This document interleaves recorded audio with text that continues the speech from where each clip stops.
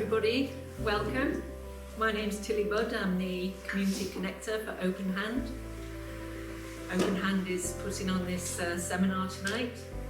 If you don't know Openhand, it's been around for about 20 years. Open came here 20 years ago by way of a walk-in. His soul came into the body-mind of a guy called Christopher Bourne, who wrote the 5 Gateways book originally. And since then, Open himself has come forward with a lot of the information he came in with from the higher dimensional realms, that he came here to help us in the 3D through this shift process that's happening. So you can connect with Openhand if what is given tonight really resonates with you and there's more information that you'd like to gain. We have a website, openhandweb.org. If you'd like to take your leaflet with you, that will give you the name of the website and how to connect with us afterwards. We do put on retreats around the world and in the UK and also on Zoom. So we do try to be as accessible to everybody as possible and offer bursaries to those who are short of funds.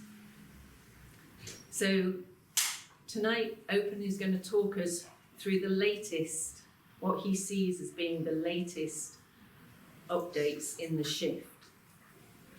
The Ascension process that's now happening for Gaia and for all of us.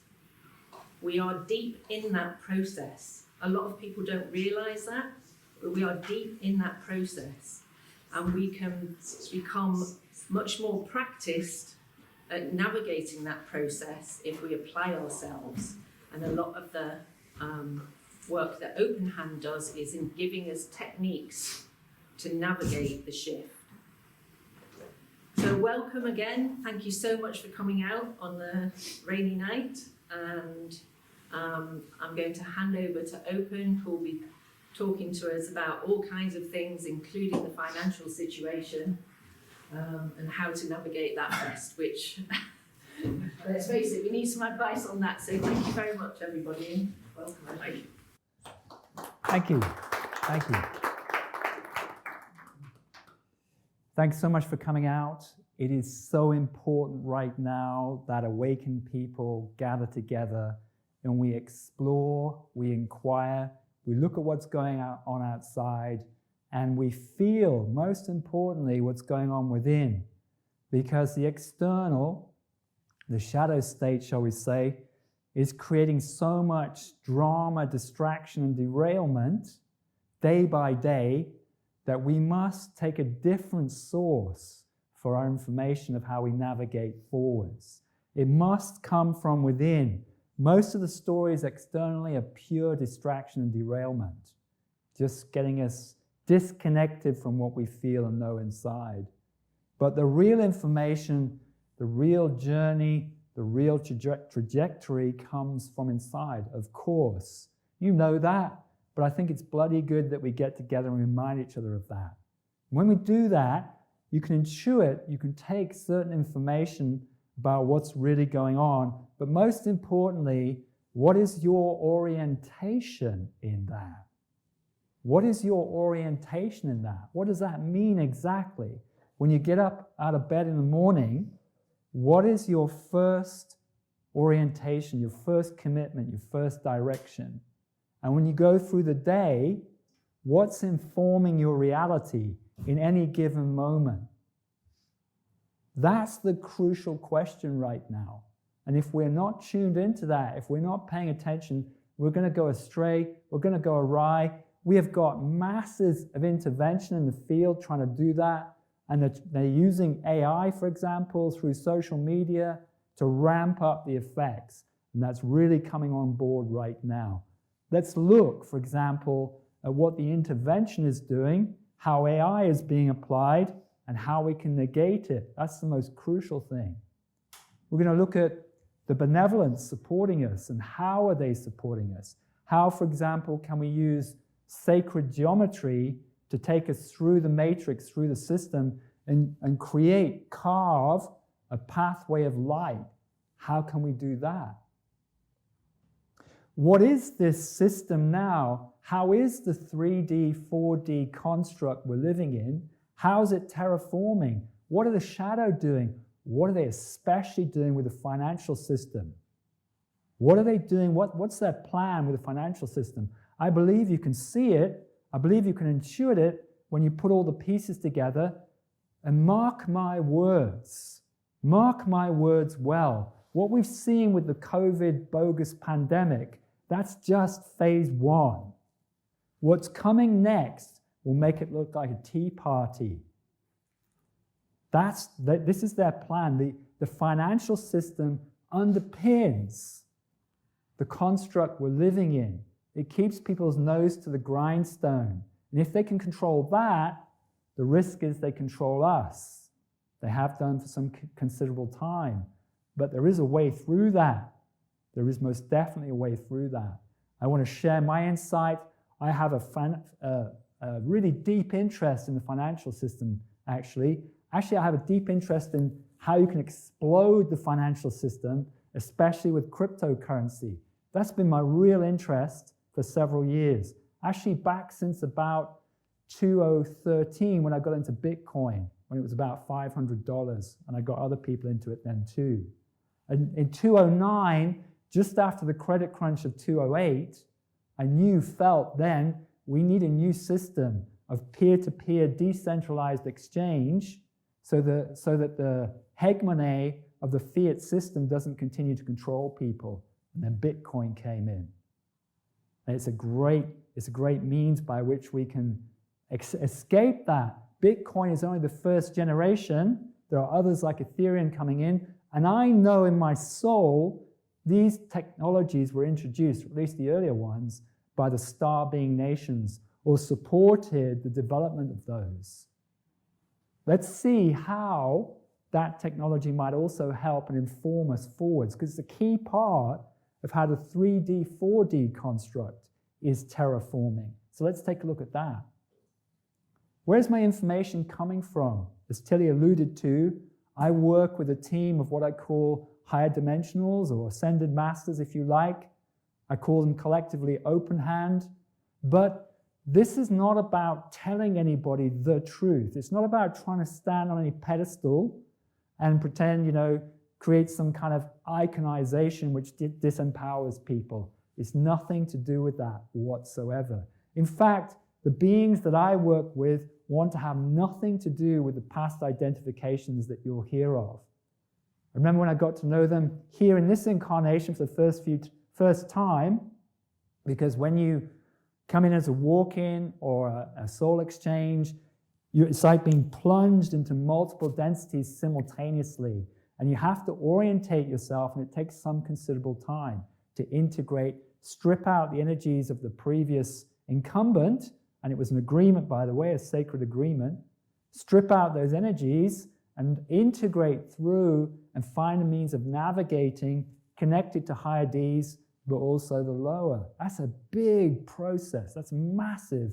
Plenty of people have come to me since talking about this and are having similar experiences, because there are now probably tens of thousands of soul exchanges on the planet right now. And they come in to share a particular perspective. It's not about saying, hey, look, we're something special or anything like that. No, it's not that at all. But being a soul exchange has something slightly different in that because your orientation, because your loyalty, because your family is still higher dimensional, then when you're incarnated here, the connection tends to be vertical, tends to be upward. You don't form lateral links. I don't really have that much connection with my biological family in this physical sense. My real family is that one. So I think the key difference is you stay connected to that consciousness. And the way I work with it is I work to harness it, resonate it, and then the idea is the sense is, what do you pick up from it? What does it resonate in you potentially? Because it's not about hearing a truth, learning it, and then trying to proceed from that. That's not how we ascend.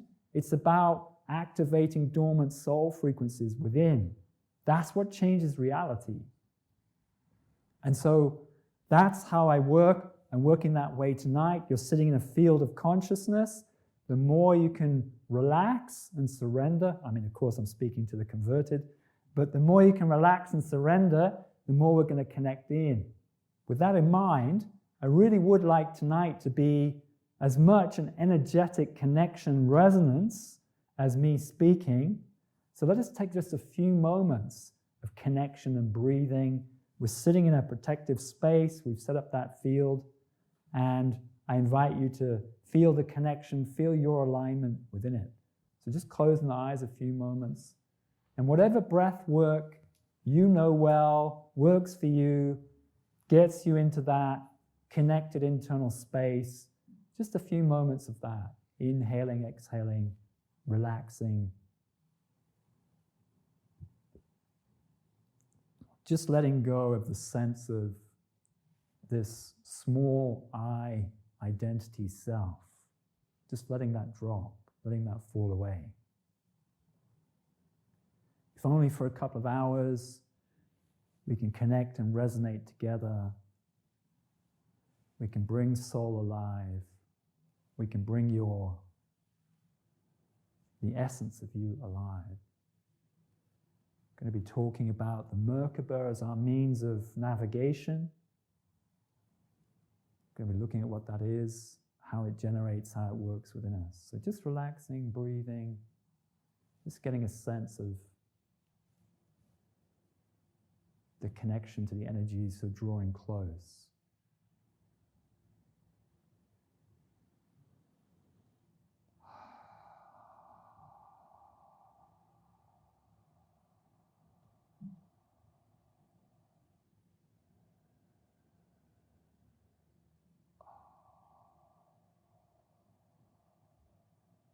Thank you. That feels really peaceful, feels really expanded, feels like we have a good connection. Lovely, thank you.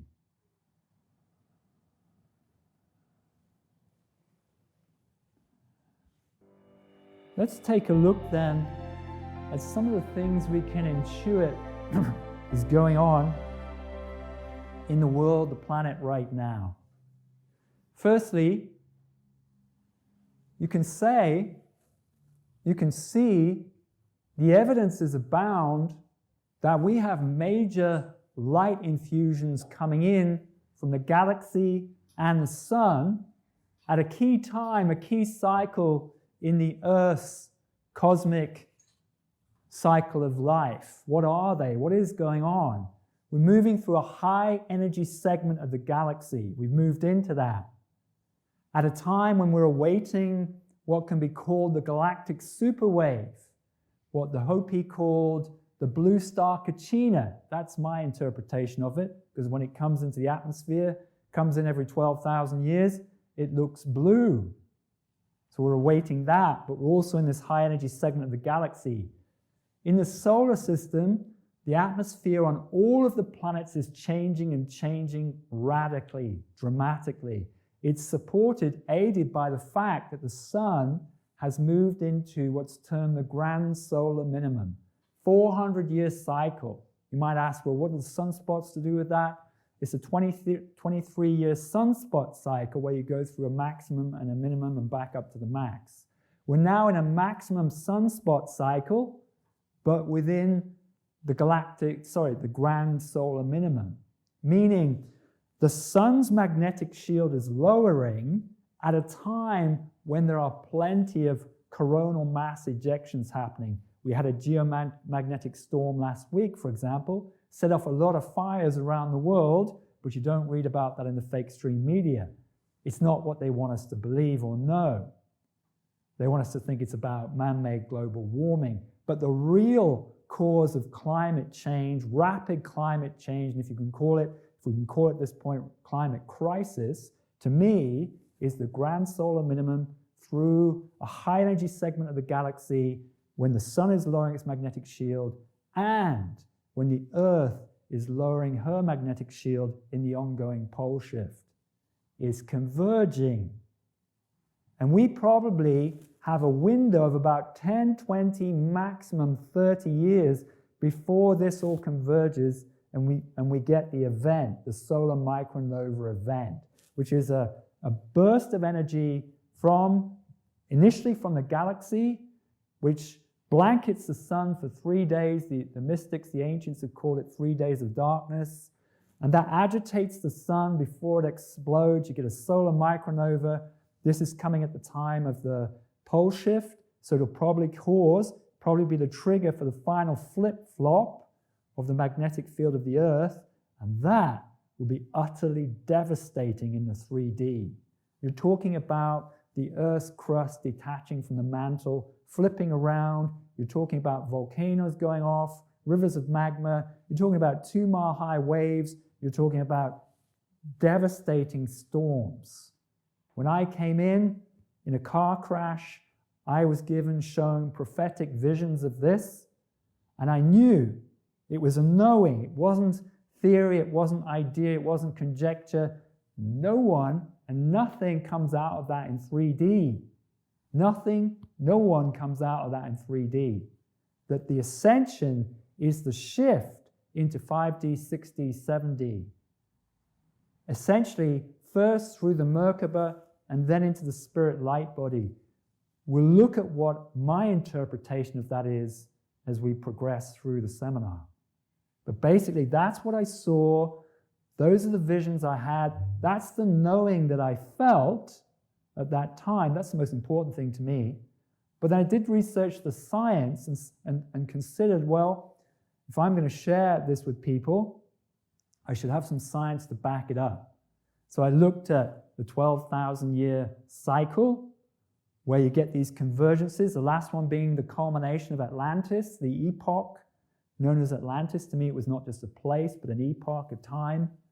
And it was at the end, it culminated at the end of the last ice age. And you can see, that there are researchers like Dr. Robert Schoch who've recorded or shown the fact that the pyramids, the casing was blasted off around about 11,700-800 years ago by a solar micronova. That caused the ice to melt within 3 days, massive ice sheets melting in 3 days, sent deluges of water all around the planet. That's what caused or created the mythologies of Atlantis. To me, it's based on a truth. It's based on that 12,000-year cycle, which we're moving into again. It's happening again. So you've got this massive elevation of energy at a time when the Earth and the solar system are lowering magnetic shield. That is one powerful reason why so many people are waking up. Because it's energy that resonates the soul and brings it awake. However, it's also deeply challenging, of course, because the soul is fragmented into the lower body mind and the karmic field. It's fragmented, and that's the work we're here to do, to reintegrate what the shamans call soul retrieval, to reintegrate through that, reintegrate through our past life karma. When these activations of energy happen, then it pulls on the fragmentation, and that causes a lot of internal dissonance and disturbance. People, for example, during solar storms often feel the third eye. Feels like your head's going to explode. That's certainly what happened to me last week. People speak of that. The only way I could deal with it was go and lie down on the earth. And the energy integrated, dissipated to some degree, and it was good then, able then to handle it. So when you get hit by those infusions of energy, crucial thing is to turn into them, recognize something is going on, and work to embody the energies coming in. Then you get this upliftment, you get this quantum shift coming out of the back of it. Then it's of great value, of great benefit. So we've got these huge infusions. It's stirring up density in our own karmic field. Most importantly, though, too, the intervention is reacting to it. Why? Because it's losing control. And this is the most important thing to realize. It instigated the bogus pandemic and the measures thereof because it was losing control, because it recognized the planetary wake-up was happening, because it knows about the 12,000-year cycle. It has the evidence. It knows what's going on. It knows about galactic superwaves, solar micronova, and it has all the evidence that the atmospheres are changing on the planets. So it has an agenda in relation to that. Firstly, big part of the agenda is to take control. They wanted to subdue humanity. How did they do that? By instigating genetic manipulation, which is something that's gone on way back to the beginning of Homo sapiens 250,000 years ago. That's what the bogus pandemic was really all about. Changing genetics, changing DNA so as to receive infusion, influence through the field from various ET alien groups, which we'll get onto in a little while. They are already here. They are around us. They've been around us on the planet for thousands, millions of years. I mean, that's nothing new to people in Glastonbury, I'm sure. But one of the things that we need to take on board and hoist on board, and it's not necessarily that comfortable at the beginning, is to recognize they're not out there. It's not waiting for them to show up in UFOs or whatever. They're actually already influencing the field in here. This DNA was configured to receive that influence, to exert control, to direct within a matrix and now a metaverse. You can see it, for example, if you want to look at the evidence, and I wrote about it in the book Divinicus at the back, you can see how the chromosome count suddenly jumped from 48 chromosomes in hominids and great apes to 46 in Homo sapiens. That's not one change, it's not even two changes, it's actually a dozen or so changes on the male lineage of the chromosomes and on the female at the same time in a male and a female in the same place and same time. I think someone did the mathematical odds of that happening by chance as the same as a tornado ripping through a scrap heap and creating a Boeing 747 jet. That's the odds of it. Didn't happen by chance. It was engineered to receive influence. That's nothing new. That has been going on in our solar system and galaxy and other galaxies for aeons. And humanity is working to wake up or re-emerge into multidimensionality, and the field is awash with different influences. And essentially humanity is learning how to navigate through that and integrate through it. And one of the crucial things I'll talk about is being very careful of the different influences you get, and what are you tuning into and what are you handing sovereignty over to. That's what we must be really careful of. To me, benevolence, ascended masters, star beings, benevolent star beings, whatever you want to call them, they will not cause you to hand over your sovereignty or cause you to make choices or decisions based on somebody else, or somebody else's advice, or somebody else's recommendation, or somebody else's illumination. It's an encouragement for us each to find out what's real and true for us. What is the impact then of this dynamic where you've got the emergence of consciousness because of the infusion of light, you've got the breakdown of the construct, the 3D, 4D construct, which is what we can call what we're living in, society, and the shadow's attempt at controlling, manipulating, locking that down. We saw the pandemic and how it controlled the media and high tech and big pharma, how it controlled them. We've then seen it in the resource chains, where it's fractured the resource chains with bogus wars in order to ramp the prices so as to make people increasingly dependent upon the system. Last year, the heating bills, the energy bills in this country went up by 40%. The food bills by 19%. This was engineered, as the World Economic Forum has said, so that we would own nothing and be happy about it. Well, yes, I'm happy living with nothing, but I'm not happy with some ignoramus telling me then what I can and can't do and owning everything. Now, if it's equally distributed or we're all, working together to decide what happens, that's fantastic. But not some guy on a cloud trying to tell me how to live my life. I'm sure you're feeling very much the same. So what do? They fractured the resource chains, they amped the costs, so they started to make people increasingly dependent. And now what are they doing? Because they've artificially ramped up inflation, because of that process, they've increased interest rates, but the Fed has increased interest rates by the fastest in human history this last year to 18 months. 5% in about a year. What does that mean? The banks, the banking models that they have to work on are all fracturing. They don't work anymore. And so they're starting to collapse and they're needing bailout.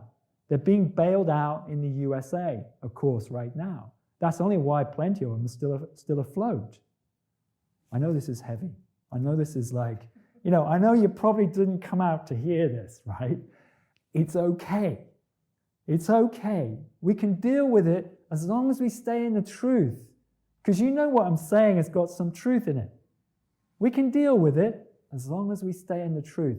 Pulling wool over the eyes and burying our heads in the sand isn't going to cut it. But there is a way through. There are multiple ways through, but we must deal with the truth. They ramped the interest rates. They're still doing it, but they're probably going to pause soon.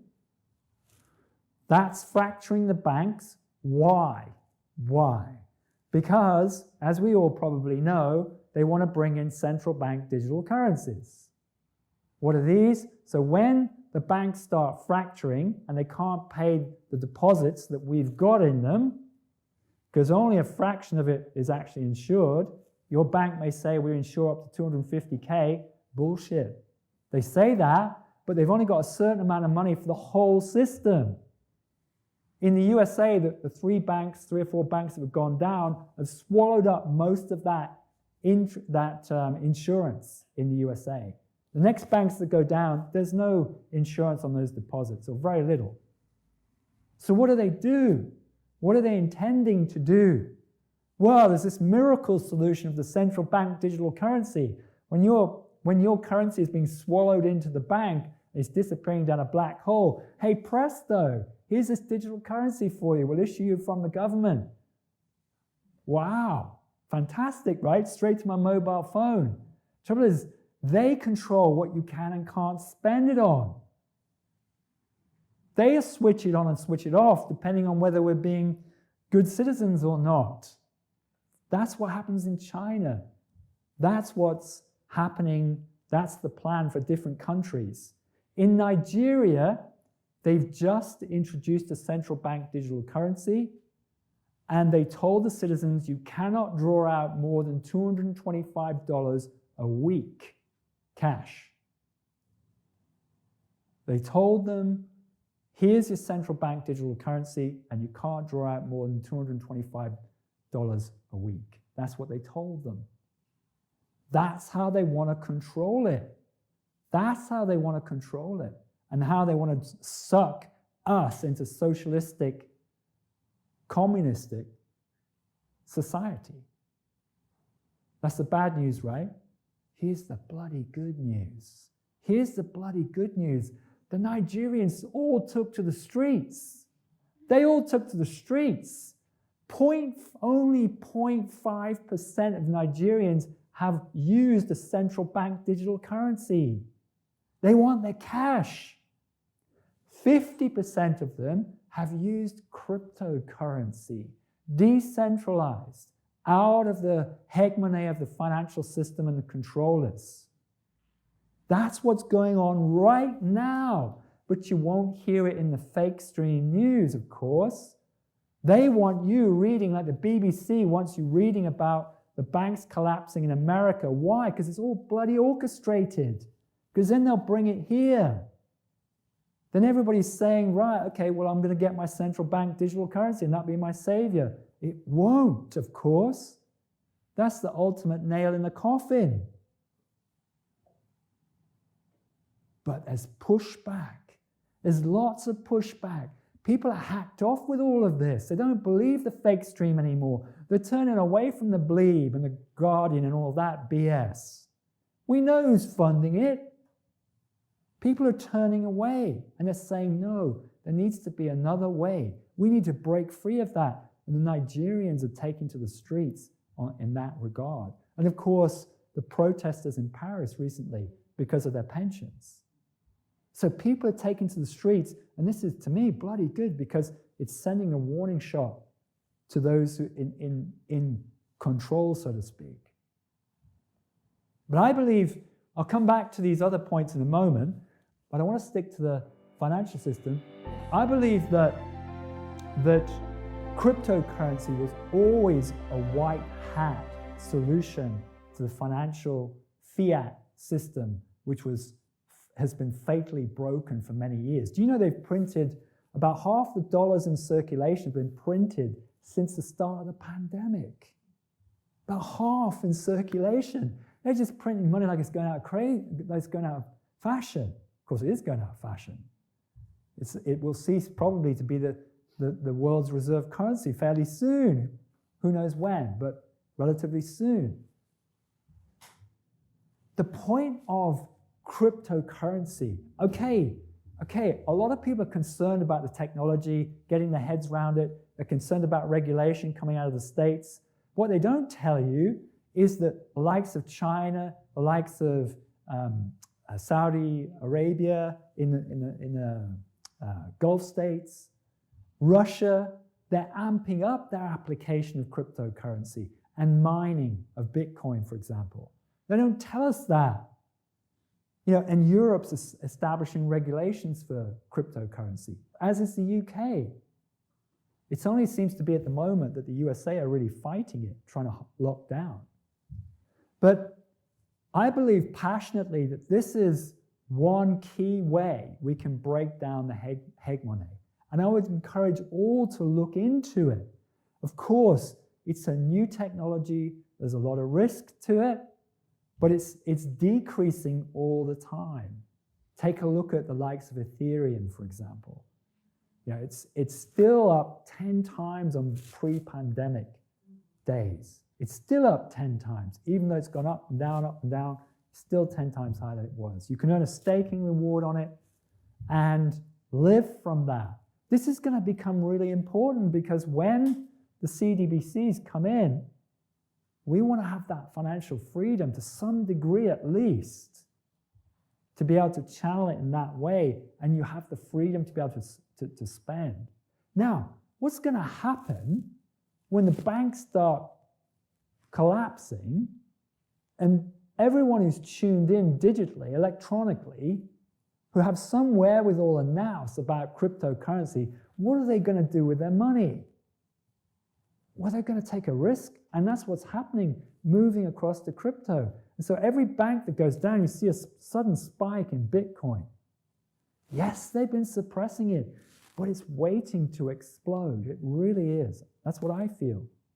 That's my view. I'm not a financial advisor, but I believe it came in to support the emergence of humanity and the breakthrough as this 3D, 4D construct terraforms. I think that is one key way.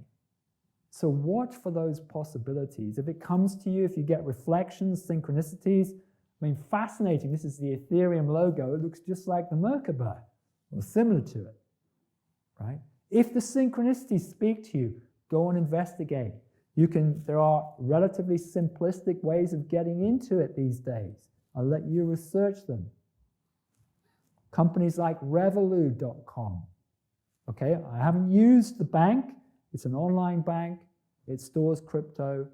Companies like Blockchain.com, I've used that for about 10 years. Yeah, 10 years. Blockchain.com is a good place, easy to buy crypto, store it, stake it.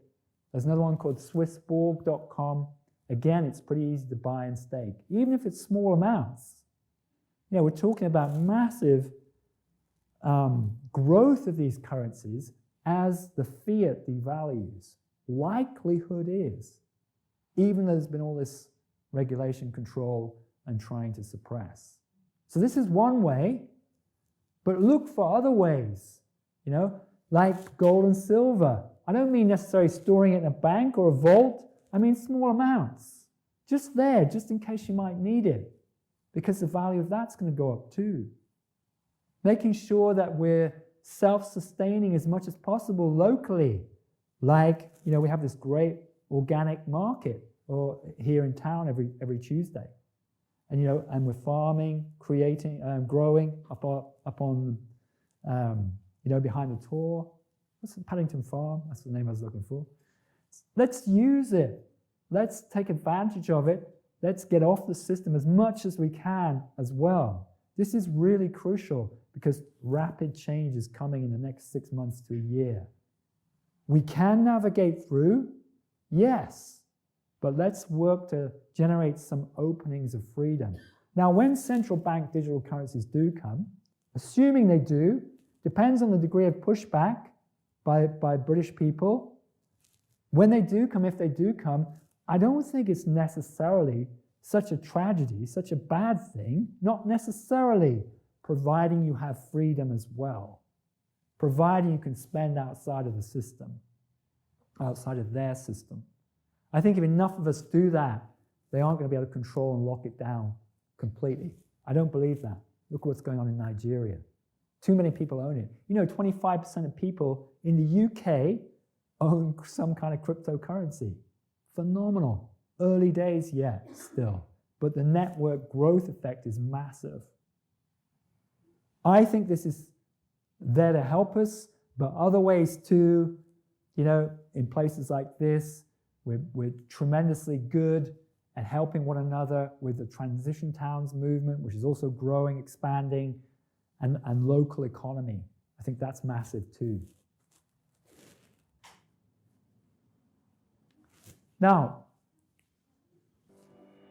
I want to look at some intervention that's going on, that's behind a lot of this control mechanism, behind the pandemic, behind what's going on in the financial system, and behind what's going on in a lot of the other systems on the planet that are controlling people right now. Very recently, we've had close encounters with a group we've got to know as the Tall Whites from Orion. Okay, in previous times, we've connected with original architects of the Matrix, Anunnaki, who brought the Greys here with them, the reptilians who came from Draco many millions of years ago. We had a lot of direct encounters with these groups, and very recently, I've talked about them here. I'm not going to get into that tonight because I've talked about it plenty of times.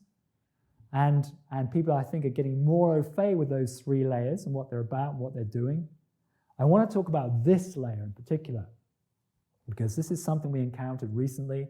We had close encounters with many and have gotten to know how it functions, how it operates. It's incredibly deceptive, and we need to know what is going on in the field so we can strip it out internally. What are they? These are synthetic beings, just like the Greys, that were created by the Anunnaki, brought here from Orion. They exist in the ether, mostly in the 4D, so you can't see them with physical eyes, but they're there as a vibration. When you get to know the feeling of them, you can literally feel the vibration in your field if you're relatively sensitive. You can feel when they come in, you can feel when they're there. And they're working to deplete people of energy. And how are they doing that? They're misdirecting people, misdirecting the inflow of higher dimensional consciousness. What do I mean? Okay, let's say you're opening the higher dimensional vehicles. You're getting guidance, you're getting intuition, knowings, visions, you're getting flow, a sense of feeling about things to do, about movement, about direction forwards. And this comes down, this cascades in as you're opening up, especially then into the throat chakra, higher mind, and through that, we're able to see vision and intention, also the path that we want to take and how we're going to create going forwards. We're able to do that. And people who are realizing a lot of their star soul frequencies are becoming able to do that. You vision, or you're seeing visions of what's coming, and as you pay attention to the visioning, it's actually manifesting, it's actually weaving. We're able to create that way. We're also able to create that way from sacred geometry, just to witness sacred geometry and have it weave the field, for example, or witnessing numerology. You're seeing particular numbers, particular combinations of numbers, and you know that something, or you believe that something divine is creating, and so you're stepping into that. You're stepping forwards with that.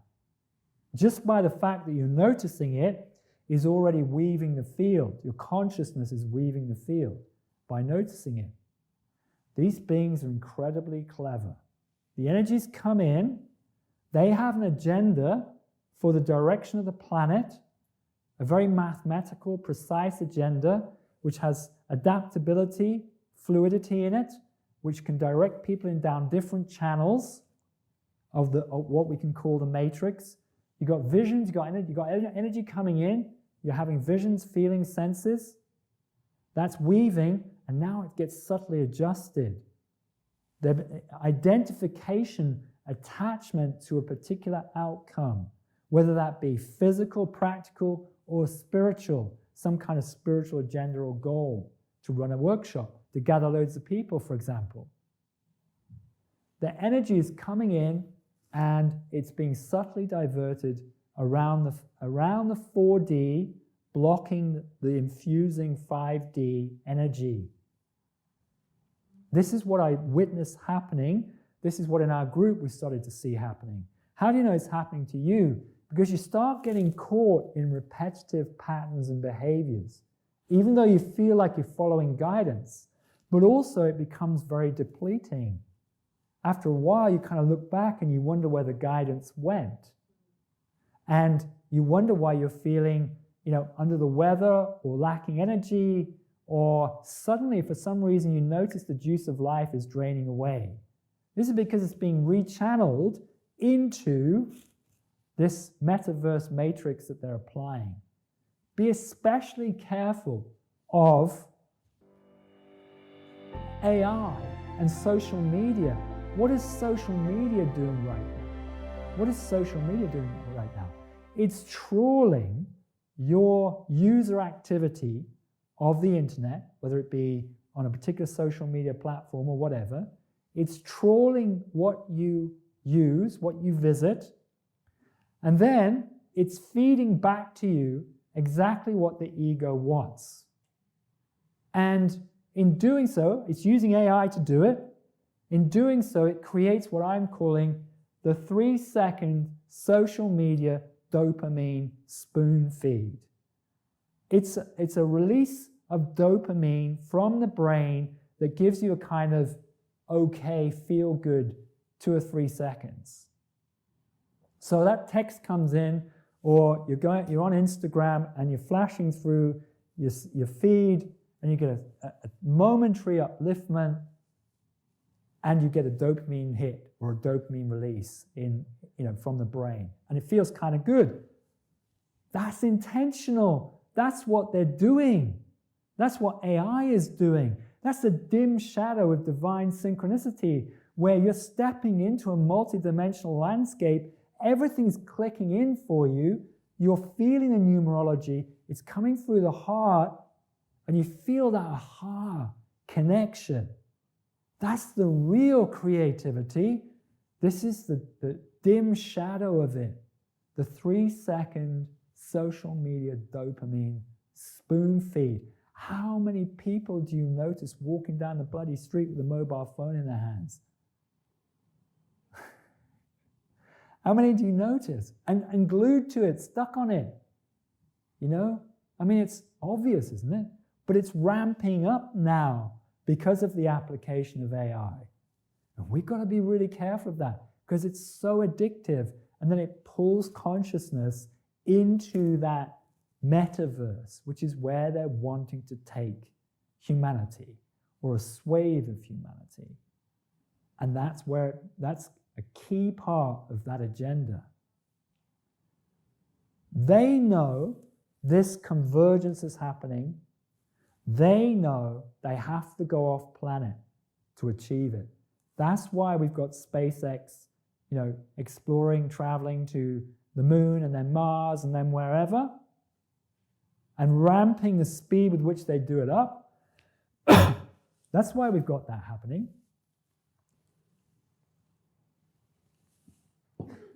They want to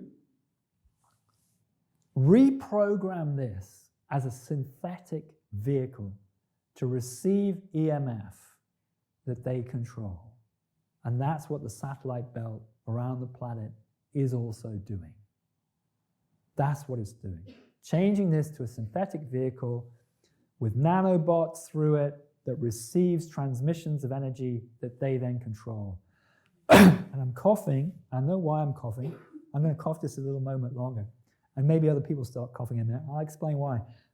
Excuse me. Why am I coughing? Original humans didn't have a voice box.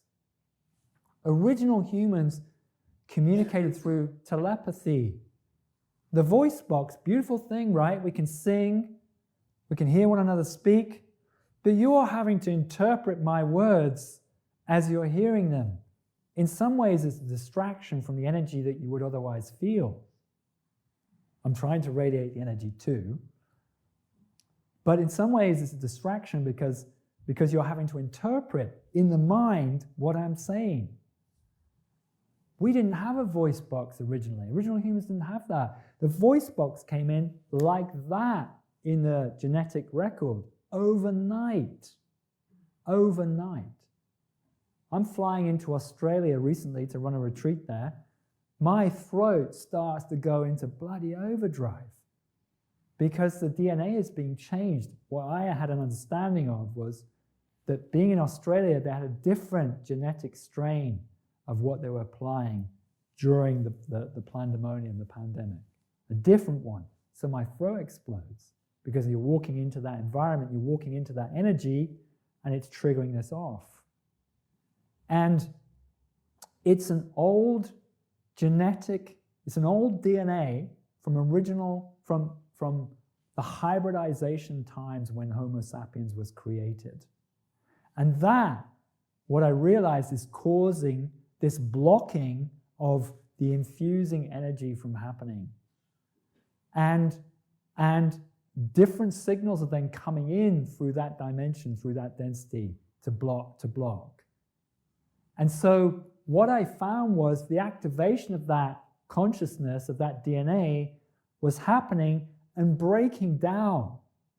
Because I was working through it, because I was working to integrate through it, it essentially stripped out and the DNA realigned back more to the original form. My voice has actually changed during that process. You may or may not recognize it. I recognize it when I start to sing, interestingly. If you're not going down the route of the metaverse, if you're not going down the route of the jab, even if you did go, you can realign by coming back to the original integration, the original expressions, by purifying, by cleansing. There are ways of doing that. I'm not going to get into it tonight because there's so much involved, but we have it on our website, openhandweb.org, how you can cleanse it out if you need to. And you're going to need to be doing this. Classic 1 pine needle tea is a great way of stripping out some of that energy, cleansing it out. And when I came back from Australia, I was drinking that a lot of the time, and it helped. It helped heal, it helped strip out, it helped cleanse. And so this opening up is happening, this reconnection to some of the original human DNA is happening, and that is a break from this tall white energy.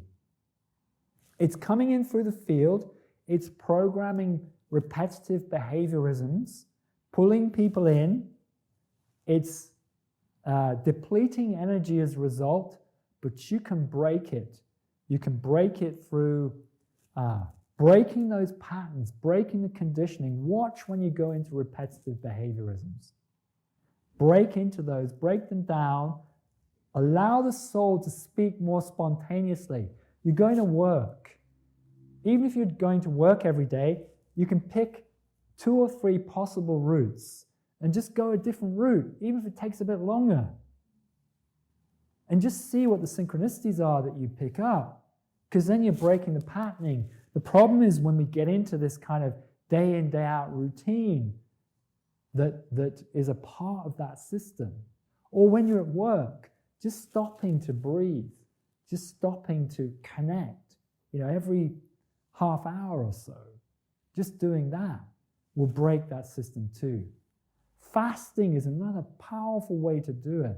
Intermittent fasting, people eating in a 6-hour window is a really powerful way because you're working your inner layers with your own consciousness.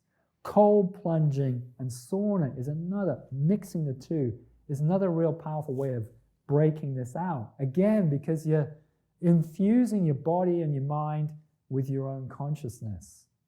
You're starting to strip it out. Sacred geometry is a great way of protecting from this tall white energy. Just go back a second. Is a great way of protecting from it. Visualizing, for example, hexagons, I found a powerful means to protect an environment from that energy, that blocking, that incoming energy. So these are some techniques. They're techniques we're working on a lot in the open hand movement through meditation to break this down, to strip it out with great effect, But what we must do right now, we must be taking responsibility, taking ownership for our path in a day in, day out basis, moment by moment basis, making sure we're being informed by the soul. And if you don't know, if you lose it from time to time, that's okay. A means to, then apply a means to stop, relax, open up, feel the infusion of soul, interrupt what you think you've got to be doing. Because right now, the whole planet is terraforming. We need to be in that co-creative, divine co-creative flow. We need to be in that. It's going to inform us. Like as we're traveling through this transforming financial system, you will be informed by your soul speaking into the landscape, whatever is the best trajectory for you. Some people will go down the crypto route. Some people say, I don't want to get into that technology. They get a little bit of gold or silver or whatever. Just a little bit, doesn't have to be much. Or they'll go off grid. Or they'll grow their own, for example. Or come together in community. But the soul must inform you. We cannot sleepwalk through what is coming. We must be cognizant, aware, awake on a daily basis. We can do it, but we really have to orientate and be committed to it. And that's crucial right now. And then we can strip it out, we can break it down, we can go with the shift. That's crucial right now. How long do we have?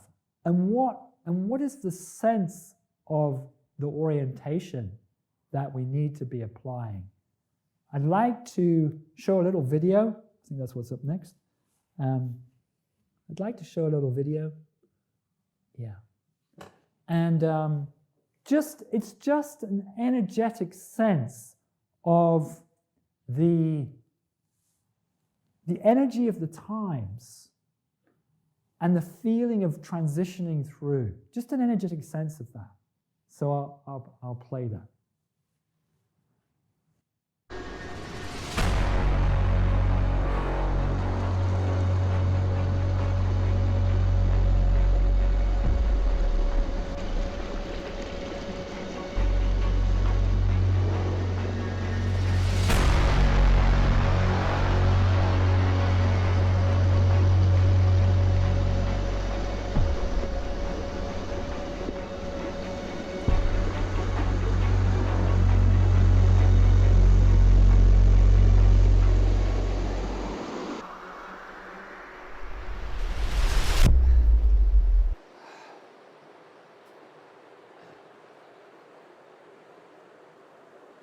what we really need to hoist on board is that the shift is now.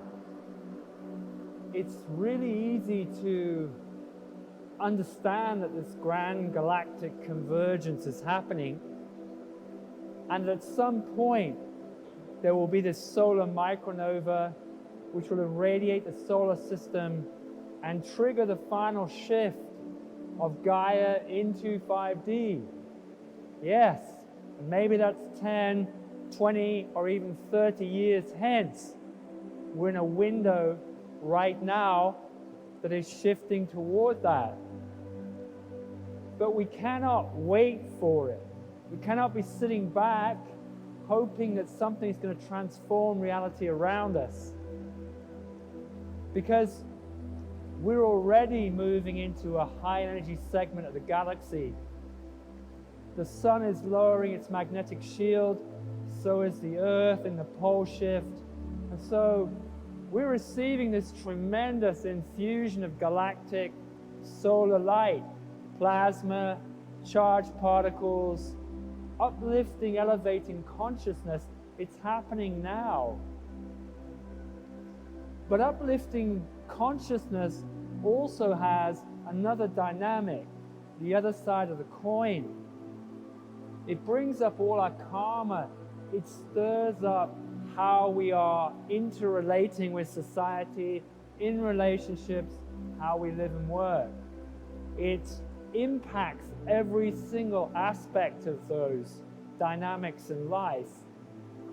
And if we don't pay attention, if we're still orientated to getting things done, we will miss out what is really transforming, shifting.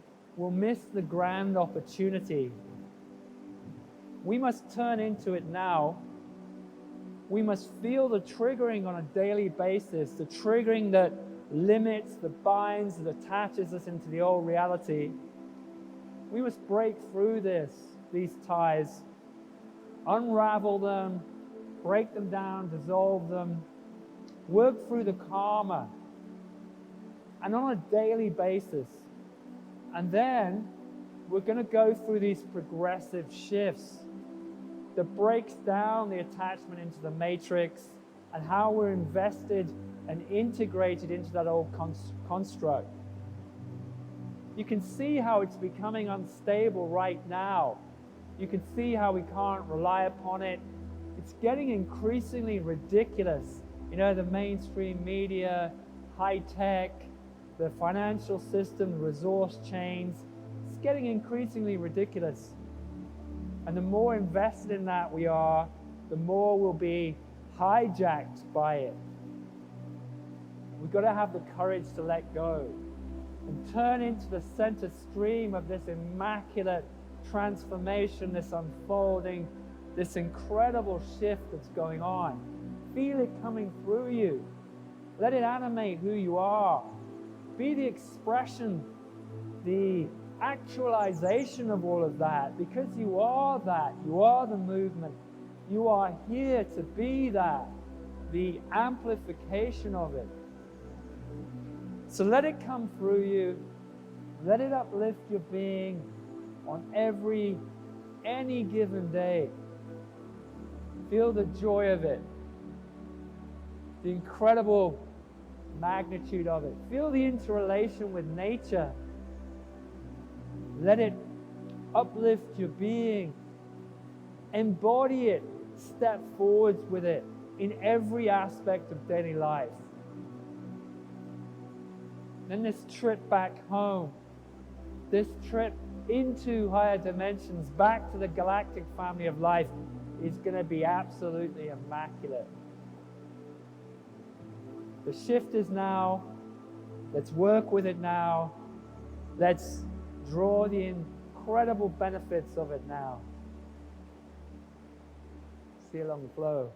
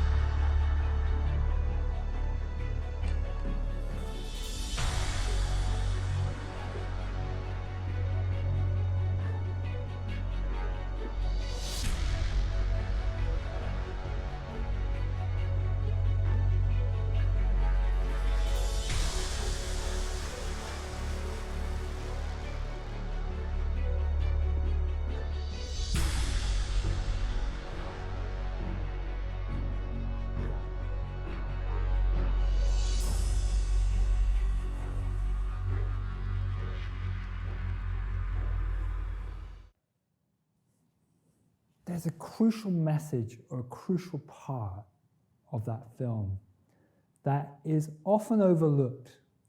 And I believe it's becoming more prevalent now, and it needs to be. What am I talking about? I was talking about following the soul, but noticing when triggers, blockages, karma activates, turning into it and working with it. Because so often, and I hear it in this town many times, all the time, there's this desire for finding the light, feeling good, feeling expanded, feeling connected, all of these things. And so there's an aiming for that. And the problem with aiming for that is the risk of overriding, disconnecting from where your soul is journeying right now. You are the master creator of your reality. What does that mean? When people hear that, they say, right, I'm going to shape, create whatever I want. It doesn't mean that. It means you're already creating your reality with all of the hiccups, with all of the disharmony, with all the challenges in relationship, with all of the, breakdowns you face, getting kicked out of your job or your apartment or whatever, your car breaking down. All of it, you are creating. Why? Why? Because those incidents, those circumstances are the forging, the integration, the revelation of who you really are. Of who you really are. It's not about the external. It's not about creating this, that, or the other. It's about when we create, as we create, how is it actualizing you? That's the pure gold in all of this that we've forgotten, and that the spiritual mainstream so often derails us from, because it wants us manifesting this and manifesting that. It's the revelation, actualization of this divine being that you are. What does that mean? That means when the shit hits the fan and you contract internally and you go into some kind of flap or panic mode, that's where to go to work. That's the spiritual gym. That's where you're loading the weights and it's time to work with it. Because that's the gift and the possibility of forging soul. Let's take a little few minutes to put this into practice in meditation, in a breakthrough approach, what I call a breakthrough approach. It's only an example, because obviously it's going to take some considerable time, but we can have an example, we can have an exploration of it, and some people in this audience have worked with me in this before. But to give an example, I want you to close your eyes.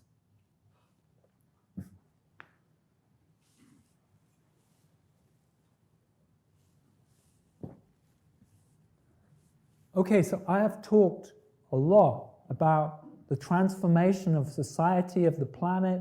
I've talked about intervention.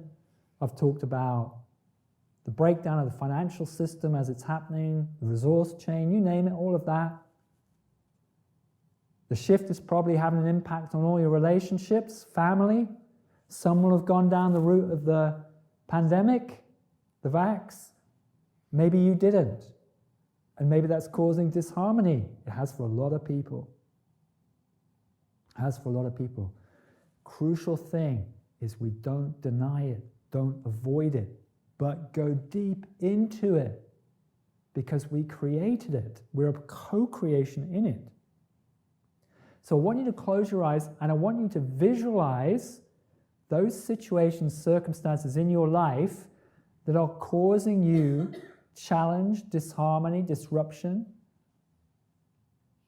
right now, whether it be in relationship, whether you're in some kind of anxiety about society, where it's going. Be honest with yourself about it. Be honest with yourself about it. What does it feel like? What does it feel like as you visualize this? What does it feel like? And where do you feel it? Maybe it's around the head. Maybe it's the solar plexus or the sacrum or the base. Maybe it's the heart. Where do you feel it? Pay attention to it. And as you pay attention to it, it's likely to increase in intensity. That's okay. That's good. You're equalizing with it. The one in you is not afraid of it. Feel it. Go deep into it. Observe it. Be with it.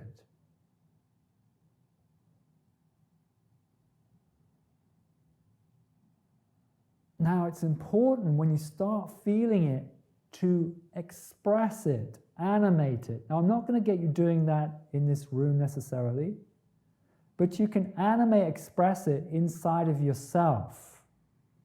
You can animate the feeling of it, the pain of it. This brings you intimate with it.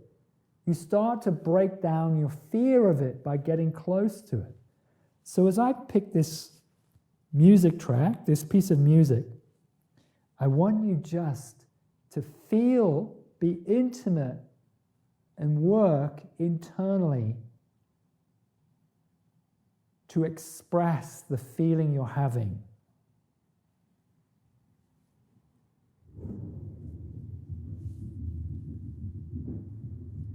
It will agitate, and that's completely okay.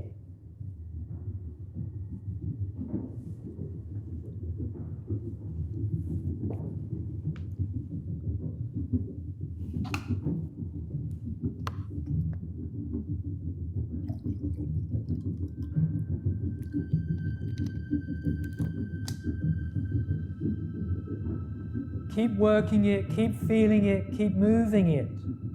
Let it go into other places. Don't deny it. Don't block it.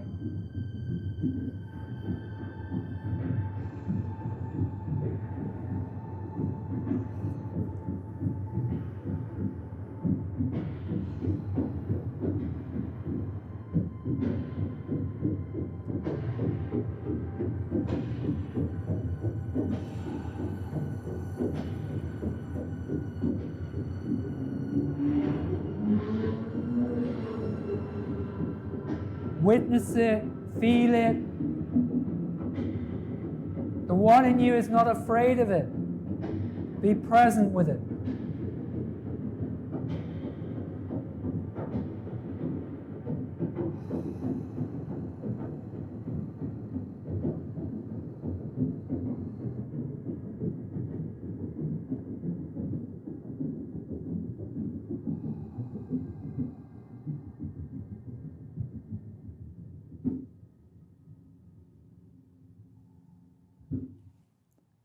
I want you just to notice what it feels like. How is it moving? Because you're becoming intimate with it, you're not blocking it or suppressing it. It starts to transform. It starts to release. It has less and less grip on you. You are the one in it. You become the one in it. The one is not afraid of anything. The one is not afraid of the transforming system. The one is not afraid of the breakdown of the old construct. Soften with it. Soften with it now. Be present with it. Witness it. But it's like you're dissociating from it, not detaching, not distancing, but dissociating. This is you as the presence, as the one. And there is the feeling. Because you're dissociating from it, it has less and less hold, less and less grip on you. It starts to unravel, starts to release.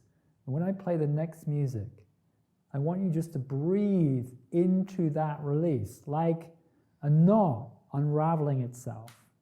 You don't have to worry about what is happening. We created it, we manifested it to know yourself as the one in it. So as I play the music, just feel, breathe into it, and let it go.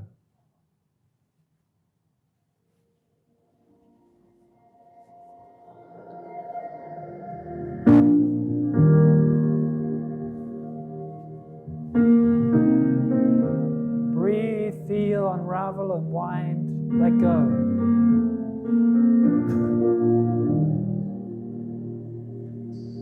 I've been sleepless at night, 'cause I don't know how I feel. I've been waiting on you, just to say something real. There's a light on the road, and I think you know. Morning is coming, but I have to go.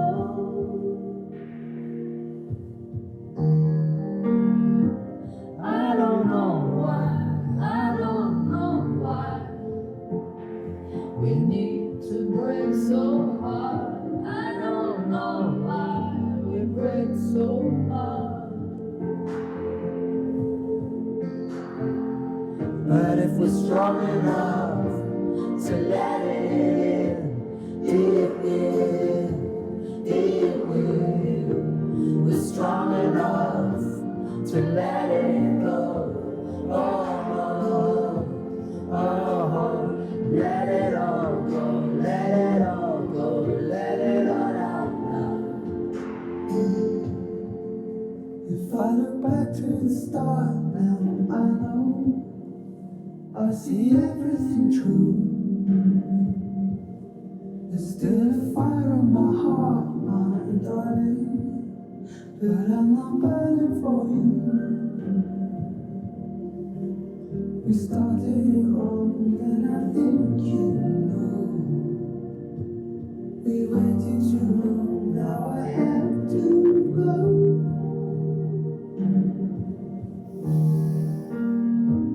I don't know why we need to break so hard.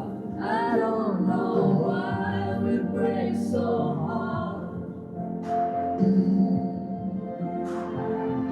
But if we're strong enough to let it in, it will. We're strong enough to let it go.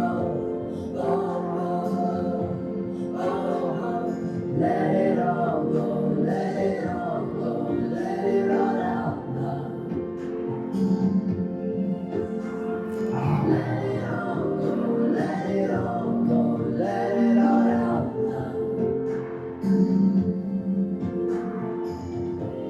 Who says, who says,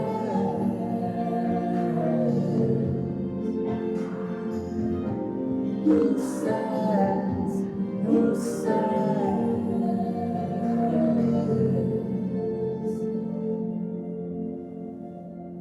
who says truth is beauty after all?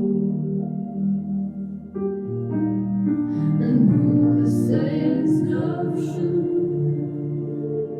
break us when we fall? But if we're strong enough to let it in, it will.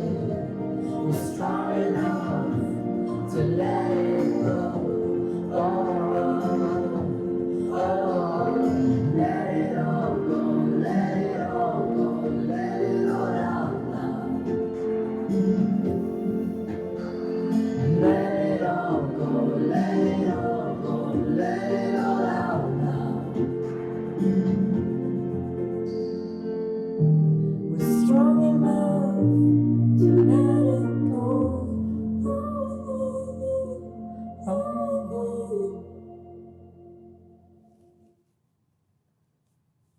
Breathe now, feel now, relax now.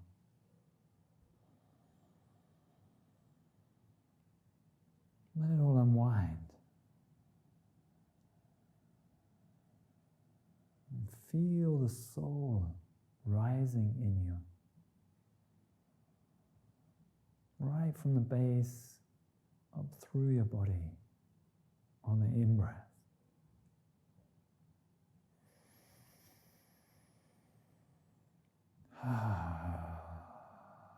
And as you exhale, drawing higher self down.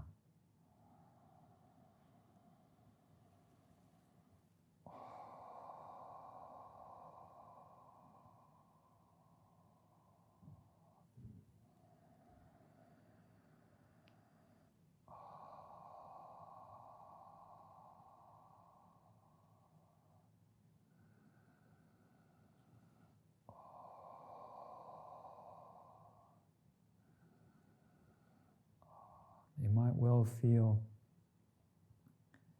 reasonably expanded now internally. The key thing is now when you open the eyes to be attentive still to the feeling sense of expansion.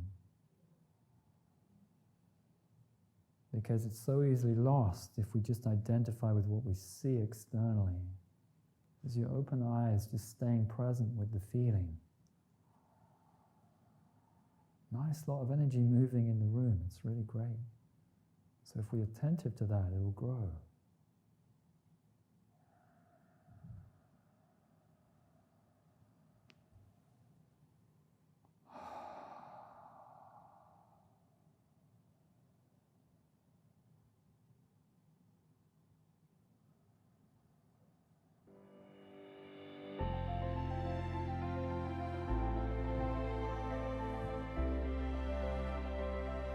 I couldn't resist putting this photo up because it accentuates how the 3-second social media AI dopamine hit has no way of mimicking or recreating that. A beautiful connection with nature that speaks into the fibers of your soul. And so these two beautiful birds up on the volcano up in La Palma, you know, I'm just stood up there, I'm about to go, and they landed on me. This is the second time they've done it, the second year in succession they've done it. They're the guardians of the mountain. It was just superlative experience. AI cannot mimic that. We have no fears or worries about AI. We'll just go and connect with a tree, or a bee, or a bird, or whatever, or a stream. And dive in a stream, feel the sun. You can't copy these things. You know, we know, when the divine is speaking to us, right? Speaks to the core of you. That's what we've got to be paying attention to. Because the two worlds are parting, and the energy of the new is emerging from the old. But we're in this kind of hazy phase where you look out, you know, and there's the financial system, there's the energy stuff, there's all of this stuff going on. It's so easy to get pulled in. See it, yes. If you react and trigger, work it through, yes. But remember, I'm sure you do, I'm just encouraging, to emerge out, feel the soul, and as you do, watch for these incredible connection points, whether it's just a feather coming down at a particular moment, you know. I remember I was sitting, I must have told this story 1,000 times, but it's a perler. I'm sitting in a seminar and some guy is saying, you know, these new ages, they see synchronicity everywhere. You know, a leaf floats by a window and they see it as synchronicity. At the exact moment, my attention is drawn to the window and a leaf goes by the window. I'm just laughing my socks off, you know. Because it's all synchronistic if we pay attention and we're feeling it with the soul. That's the crucial thing.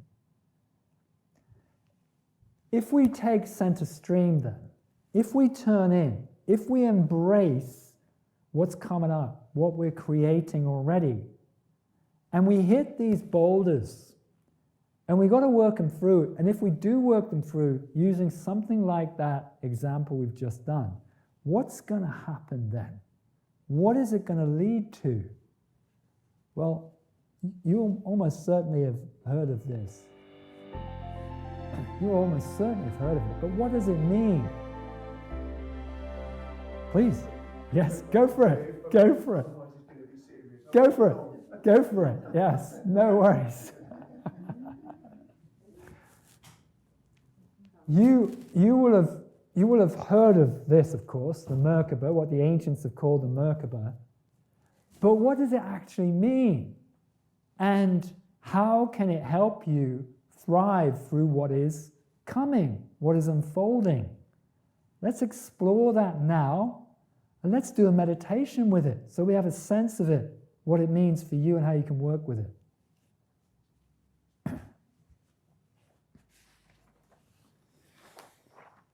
This is a 2D diagram, some of you have seen it before, of what we can call the flower of life, or the singularity, or the Big Bang taking form at the beginning, early stages of the universe. Let me just elaborate it just a little moment. Here we have the presence. Presence as infinite potential, pure presence, no thing as such. If you have a thing, if you have a mind, if you have a mind of God, you have to ask the question, where did that come from? What preceded it? But you can start with presence, the kind of presence you feel when you drop through identity and touch the sense of the one. When I'm doing these things, when I'm guiding sessions or whatever, when I'm speaking or whatever, I'm not thinking about what I'm going to say. I'm not formulating sentences in my mind. They're just flowing. I don't have to think about it. It just happens. It happens because what I recognize is I'm dropped into this place, the place of pure potential. It feels like no one's here. I've just gotten very accustomed to the fact that there's no one here. And that from that, if I dare to be in that, something's going to happen. Something will flow. And it just happens to come through this being in this way. But I've trusted in that and continually let go in it. I remember, for example, I was in the big hall, I think. Yeah, it was a few years back, maybe about 5 years ago. And I was giving a seminar. I don't really prepare, other than I do a design for a few slides, right? I do design for a few slides. And usually what I would do is I'd show a video maybe at the beginning, and towards the end of the video, I'd get a little hook, a little knowing, start with this. Start with this. This is how these weave for me. I don't prepare except for doing these things and meditating. So I'm getting to the end of the video. There's about 100 people in the room. I'm getting to the end of the video and nothing's coming. The video's drawing to a close, still nothing coming, right? I better stand up because, the audience is expecting me to. So the video finishes, I stand up, still nothing coming. I'm stood in front of the audience like this, still nothing coming, right? And now there's this bloody big pregnant pause, right? You can cut the atmosphere, right? Because everyone's in that kind of expectancy. Is he going to do anything? Is he going to say anything? What's going on in me at that time? What do you imagine? Put yourself in my shoes. What's going on now? All of this internally, right? All of this internally is going on. And I recognize it. And I recognize the most important thing, that I created that moment. I created it. Why? To feel that. To feel the reactivity, to feel the emptying of the teacup, right? Because that's what it's all about, the emptying of the teacup, of identity, right? And so what I'm doing, I'm standing there, I'm working with this internally, the contractions, because that's when you've got to work with it, when it's most inconvenient. When it's most inconvenient, when you don't want to, when you've got something else to do. So I start working with it, and this kind of rumbling feeling inside, right? And then suddenly this vision comes of the Pope. The Pope was visiting the UK at that time, happened to be. And suddenly this joke popped out about the Pope, and everybody fell about laughing. And that's how I began my seminar. And it was Perlo, it was brilliant. The point being that ultimately it comes from the presence. That's where we must be coming from. And I had this inquiry, this exploration. When someone really achieves something in life, something where people recognize real success, whether it's a musician, whether it's an artist, whether it's a singer, whether it's a sports person, are they coming from the presence too? Is that what people recognize as greatness, what you could call greatness, or soul, which we all have, but have these people somehow tapped into that? And is that what we're witnessing? Is that what we're really celebrating, generally speaking? And I heard then, and just a few days later, this interview with this footballer from the English football team from 1966 when they won the World Cup. And the interviewer said to him, do you get nervous before you go onto a football field? Now this guy was a great dribbler of the ball. He could run circles around people, right? Effortlessly. He was known for it. I think his name was Jimmy Greaves, but I'm not sure. Doesn't matter. I think that's what it was. Anyway, he says, and these are roughly his words, when he's in the tunnel about to go onto the field, he's really nervous. He's really nervous, right? But when he gets onto the field, that dissipates, and it feels like nobody's here, and the ball dribbles itself. That's what he said.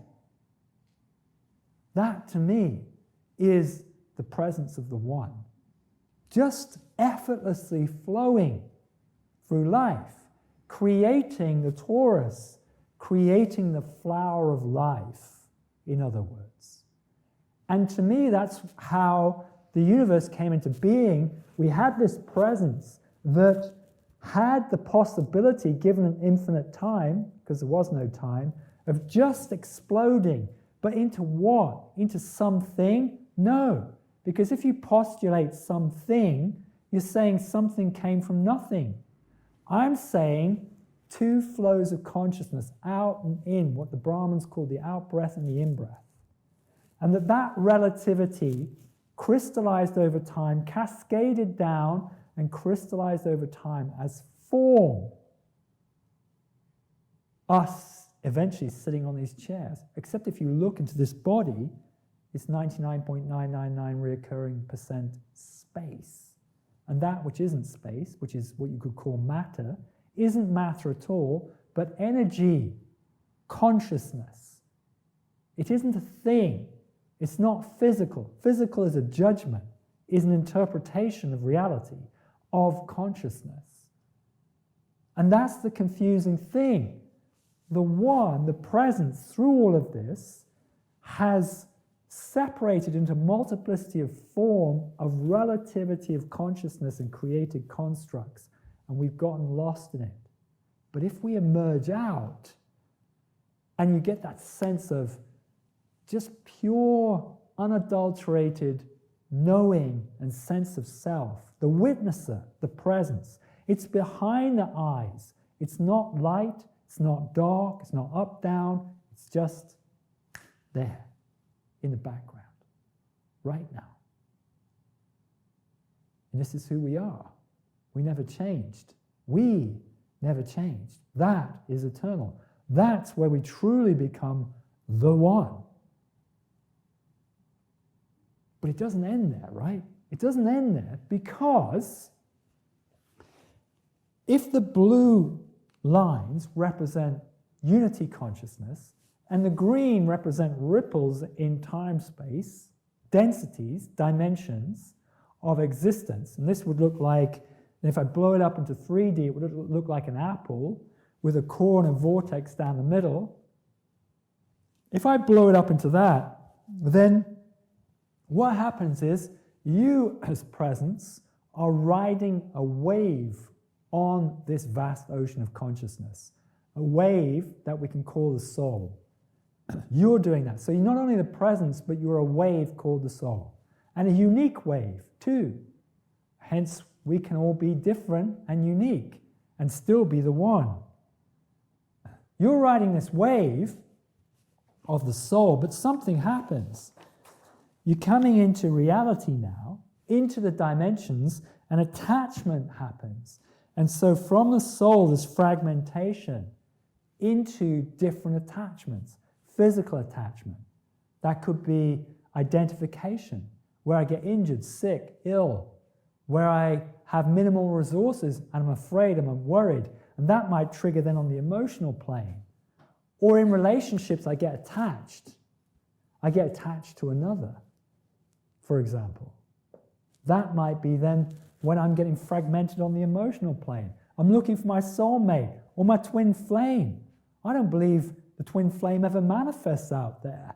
I believe your twin flame is here, is the other unmanifest aspect of you, the other polarity of you that isn't manifest at this time. Maybe you're in female form, the twin flame is in masculine form. Maybe you're in masculine form and it's in female. Next incarnation, they flip around. That one comes into incarnation, you're up at the source, and the two are connecting, and it's the Kundalini activation between the two which is creating reality. But if you're looking for your twin flame out here and you get attached to them, guess what? You form a limiting relationship and you disconnect from that.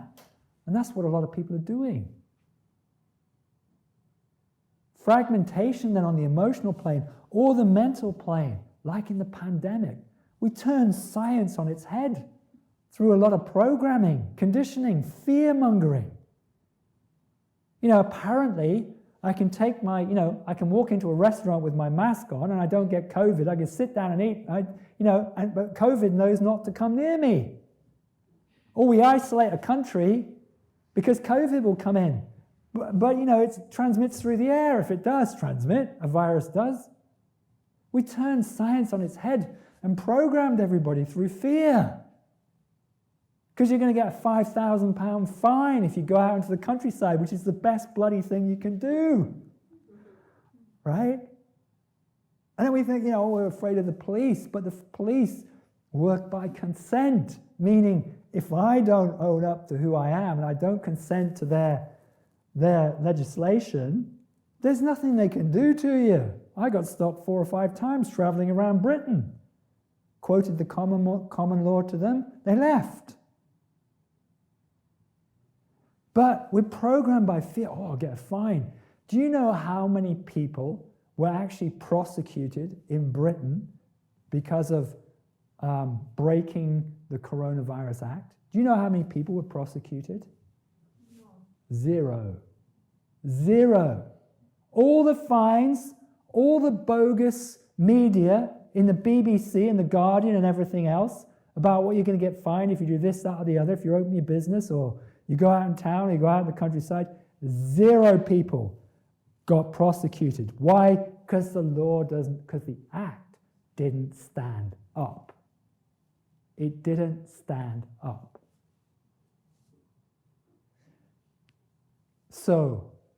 But we're so easily programmed on the plane of mind. And then there's karma, past life karma, fears of what happened to us in past lives, how you died or whatever happened to you then.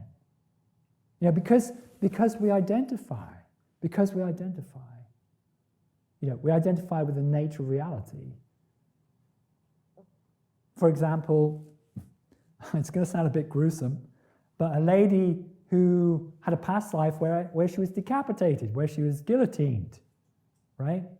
And of course, what's going to happen in the moment you're guillotined? You're lying there and this blade is coming down. It sounds gruesome, right? Who's wincing now? Maybe a bit, I understand, right?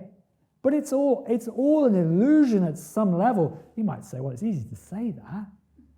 Yeah, blade comes down. What happens? The soul goes out of body. And as it goes out of body, what happens then? It fragments and creates past life karma.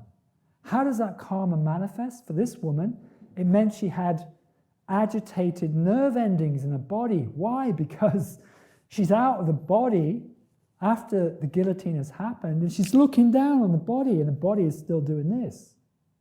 And so she's manifested that in her body for most of her life, and they couldn't heal it. How did we heal it? We regressed her into the past life, equalized with it, meaning lost the fear of it. Why would you be afraid of it if you've reincarnated and you're still here? Why would you be afraid of it? We regressed her and then put the head back on the body and integrated the energy. And all the health problems she had with the nerve endings disappeared because the karma had gone. This is what karma is.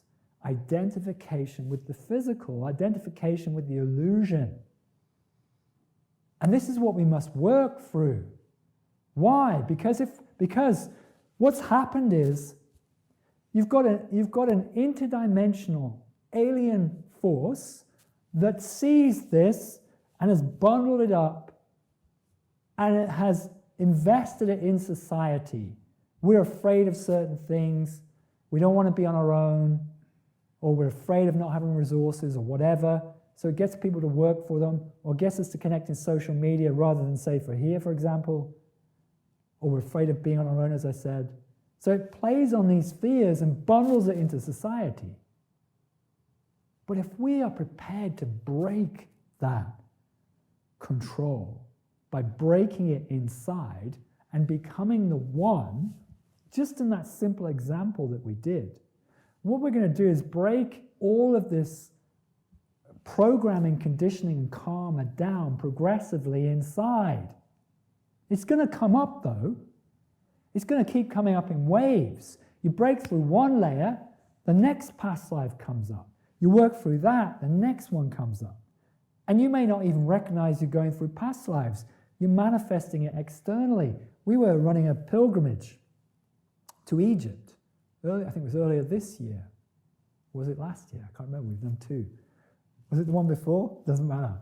Anyway, we're doing this journey through excuse me, my throat's triggering again. We're doing this journey through Egypt. And one of our party, I'm sure he won't mind me mentioning it, we get to, it's towards the end of the trip, and he starts going into he can't move his body. He goes into a paralysis. And people think he's had a stroke or something like that. You thought you had a stroke, Andy, right? Didn't you? People were thinking he had a stroke. It was understandable. He couldn't move his body. And we're asking, what on earth is going on? We're actually carrying this guy around, and we're trying to get the train back to Cairo to fly back. And we're sitting him down, and we're sitting him under the number 4 for the what do they call the platform? The words are escaping me. He's sitting on platform 4, and immediately there's an awareness that 4 means karma in the 4D is triggering. And as soon as we inquired, he'd gone into a transhumanistic past life from Sirius, where he'd been married with a machine, where part of him had been put into a machine. And this is typical of people carrying serious past life karma. And transhumanism is a big part of what's going on right now. We worked with it, we worked with him, we worked to get him to accept that aspect of him which he was rejecting and creating polarity, creating identity. That separates you from being the one. We got him to work with it, equalize with it. We didn't take him to hospital. We just sat there with him and talked him through and breathed him through, and it dissolved, and he healed through it. It's going to come up in day-to-day life, and we need to recognize this is likely to happen. And once you get adept, you get aware, karma is coming up, you know how to deal with it, regress into it, work with it, break it down. And this is the journey of Ascension right now. What does it do? Well, Tilly, have you got the pens? Ultimately, it creates the Merkabah. When I get my pens, I'll be able to do it. Be able to show it. Thanks. Ultimately, it creates the Merkabah. What does this mean? So there's a diagram there, but what it essentially means is that you're purifying the lower self from attachment, and you create this upward-facing diamond with it. Essentially, we could say that, it's a metaphor. So with the lower self, you're purifying, and you're less and less invested laterally, physically, emotionally, mentally, karmically. You're less and less invested, and what you're doing is you're also now opening the higher self, and you're drawing it down into your life. And so, what happens is,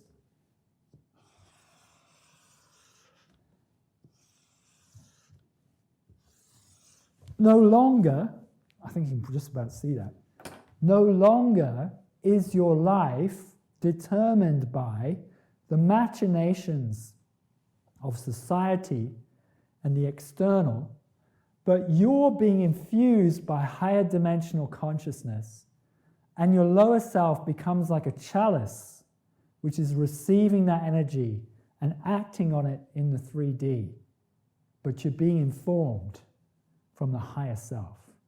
And this, then, we take the form of what the ancients have called the Merkabah.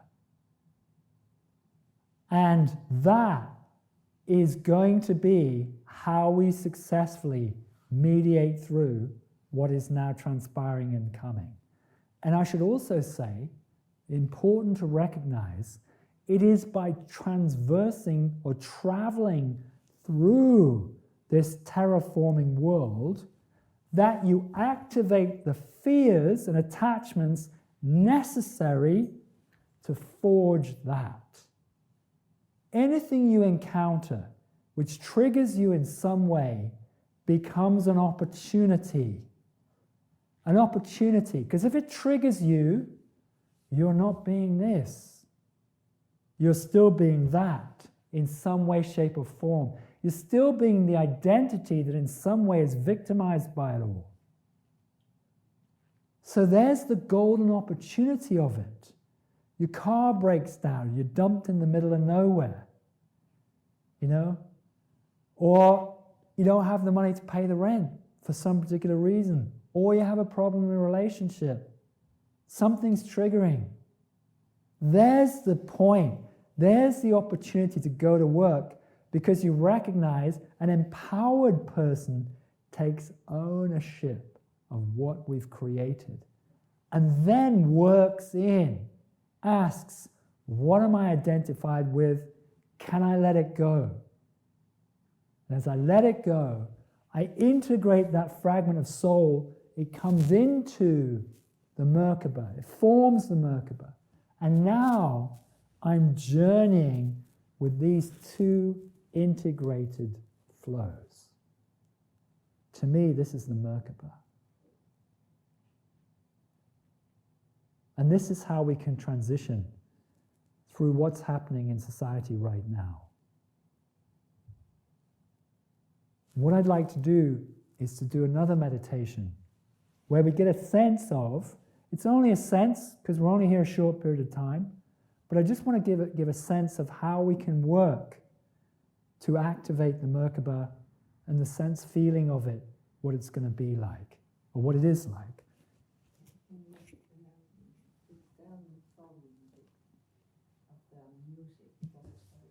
Was that just the video, or was it the all of it? Okay, I can, yes.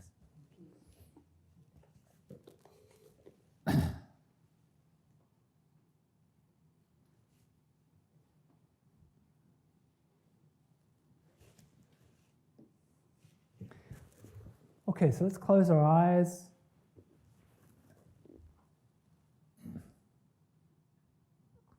And begin to breathe, but breathing from the back of the throat, like this, through the mouth.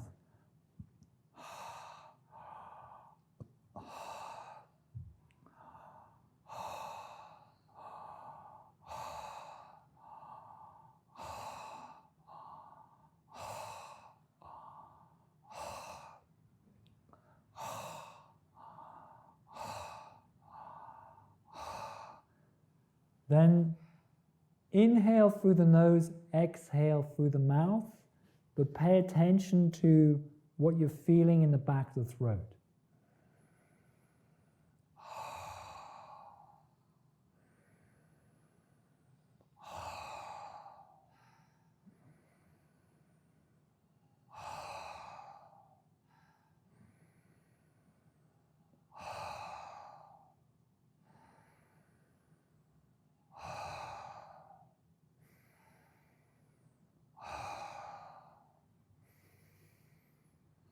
Now, as you're breathing like this, you may feel an expansiveness up through the head.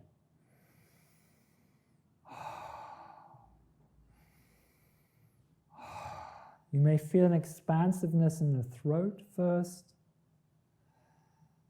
As you feel it in the throat, what can you visualize that reflects what you're feeling? Maybe, for example, you're staring or standing on the banks of a lake looking in.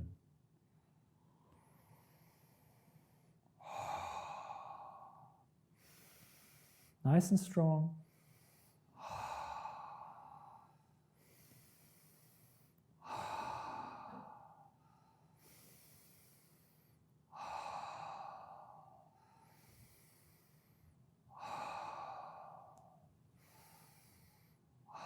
And so you're standing on this lake and you're looking into the lake, and the lake is like a bottomless well, an infinite bottomless well, and you're looking into it.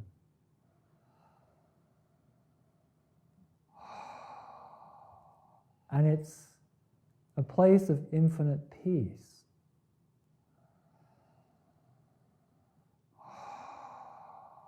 So you're looking into it, feeling into it.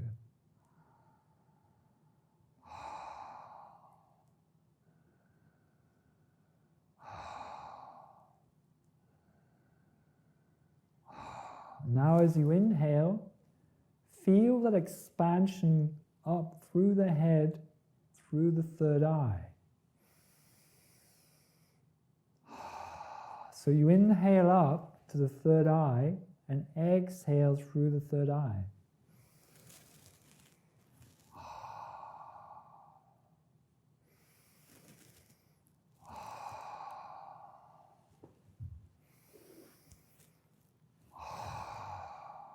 And then so on through the crown. So you inhale up through the throat, the third eye, the crown, and expand just above the crown.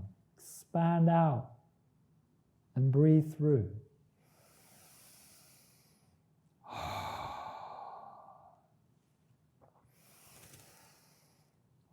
So you might feel reasonably lightheaded right now, and that's okay.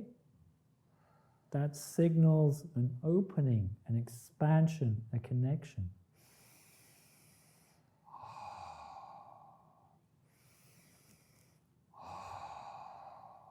Now, just to contain the energy a little more, as you exhale, exhale also through the nose. So now close the mouth, inhale through the nose, exhale through the nose. But you're inhaling up and exhaling through the crown or above the crown.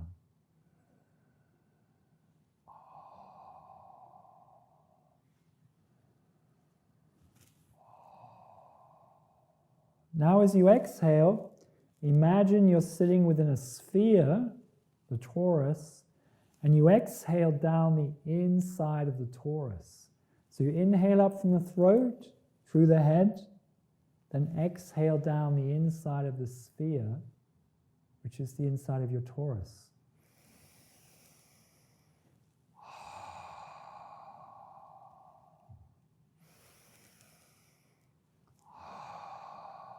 Getting a sense then of the torus. Now as you inhale, inhale from the base, up through the center of the body, the core of the body, up above the crown, and exhale back down, same way.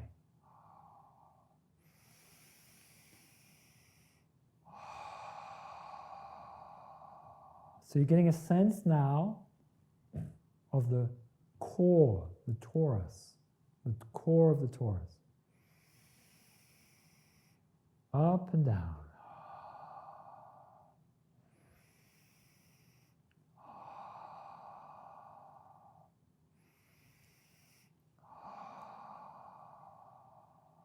Now we're going to open in the lower densities. So from the back of the spine, in the base, inhale, Then breathe through the lower physical body. Feel the physical body lightening, unraveling, unwinding, becoming more wave-like.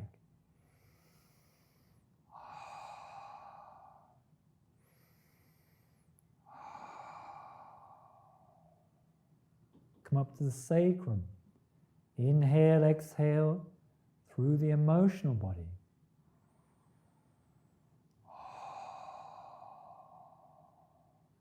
The softening, the lightening, the calming.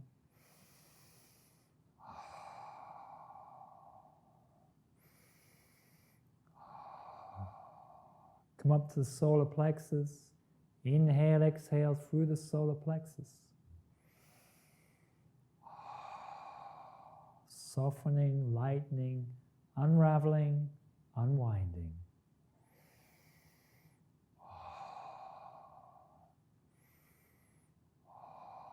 And then the heart. Inhale, exhale.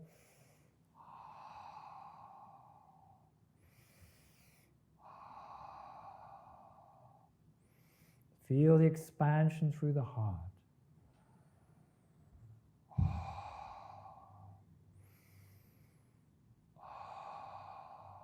Okay, here's where the Merkabah comes in.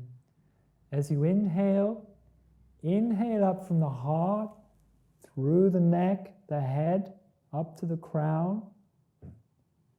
Then exhale back down to the heart.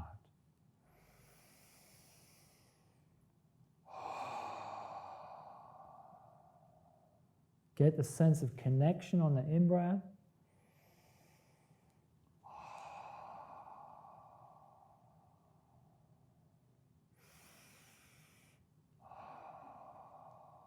And as you exhale, you're drawing that higher self energy down into your being.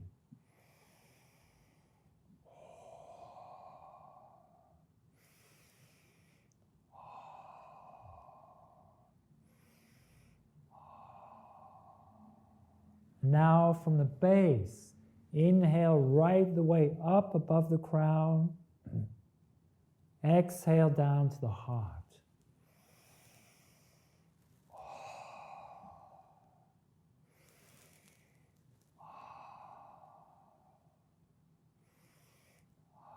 And now it might come with a spin. So as you inhale up, you might sense a weaving anti-clockwise spin.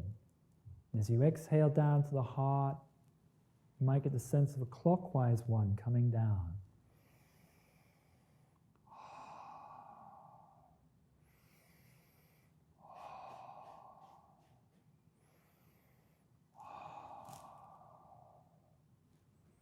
Breathe, feel, notice.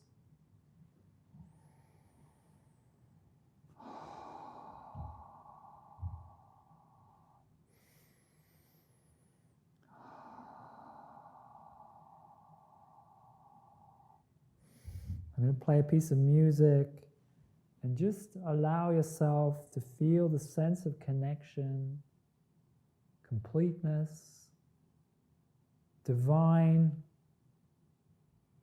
presence, and the sense of flow. You might get the feeling of swaying a degree.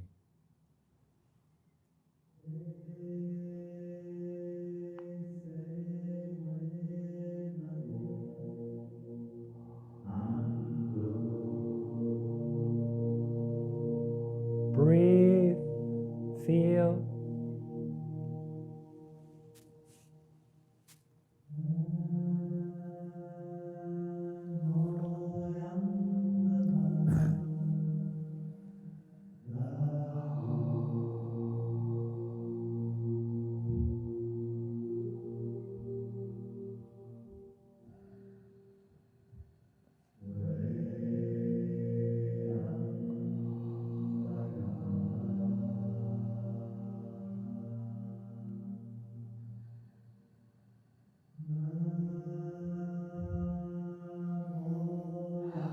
Feel the expansion, feel the connection, the sense of divine presence.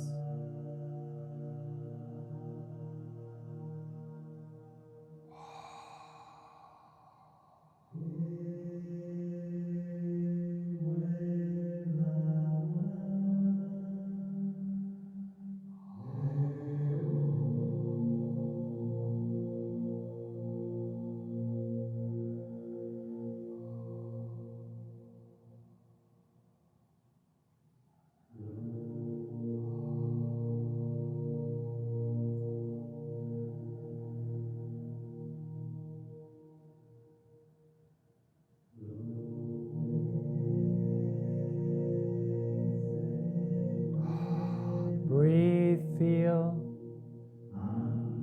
Inhale up, exhale down. Sense of belonging, connection.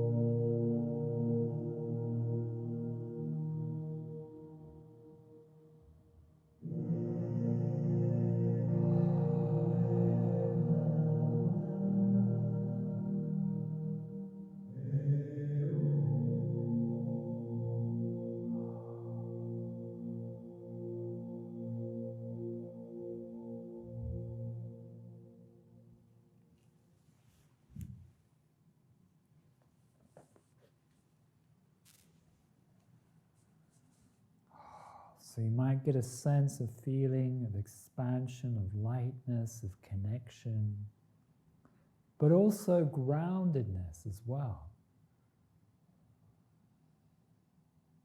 This then would be the sense of the Merkabah that is awakening, coming alive in us. And taking the form we can call the 5D human that we're evolving into. Opening the eyes, yet staying with the feeling of expansion, connection.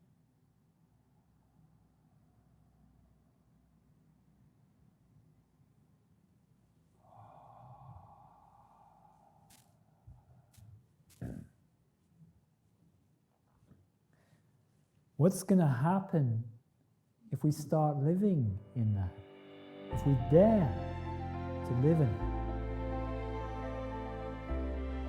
What we're going to find is the 4D field breaking up, the resistance to our creative process diminishing. You're going to start carving a pathway of light where you're bringing in the frequencies and resonances of the star-being nations that are drawing close to us around the earth. From Lyra, Arcturus, Andromedans, Pleiadians, Venusians. Recently in the Openhand work, this was a new group that came to us, Venusians. They are living in 5, 6, 7D now. Their planet went through a tremendous shift of an atmospheric climate change where it shifted where the surface temperature is 400 centigrade. They moved into 5, 6, 7D. They came to us as a beautiful, beautiful experience because you got the sense of brothers and sisters very close to us, showing us what's possible through resonance and where we're coming to. Beautiful feeling, beautiful existence. These groups are helping to realign the architects of the matrix that we've been living in. The Anunnaki, the Orions like the tall whites, and also the reptilians. The coherency of the matrix is breaking down. Just because you hear the stories, just because the alternative media is telling us what the shadow is going to do, Don't believe it. Because that's what they want to have happen. The shadow doesn't mean to say it is going to happen. Recall that beautiful story from Nigeria, how I began.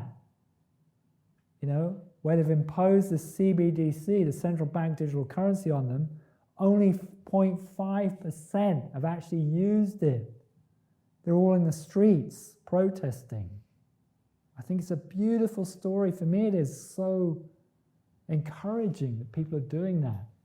So we're breaking that down and challenging it, bringing new frequencies alive like sovereignty and these connections to the star-being nations that are coming alive. And we're mediating through in a different way. We're having visions, the aligned visions. We're seeing signs, synchronicity, sacred geometry. And the more we witness that, the more we're weaving the field from it and laying down a path of light. Sometimes we don't even imagine or think that we're doing it, but we are. Because we're bringing these frequencies awake, alive in us. That's the beautiful thing that's happening right now. So just to summarize, what I would say is this.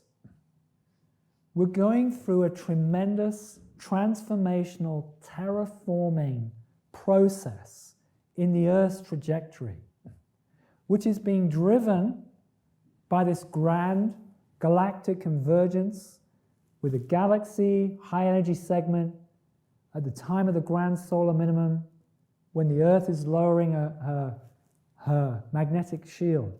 It's allowing a huge amount of energy to come in from the galaxy and the sun. That's bringing people awake, that the shadow is reacting to by trying to lock down and funnel humanity off into a metaverse. It is going to fail. It is failing. The Hopi prophesized it on the prophecy stone that humanity, some would go in the direction of a high-tech synthetic reality, which would drop off a cliff, just like the rapid, unscheduled disassembly of the SpaceX rocket that happened recently. It'll go off a cliff. Meanwhile, those that are really tuned in internally will go with the shift into 5, 6, 7D. That's what's happening now.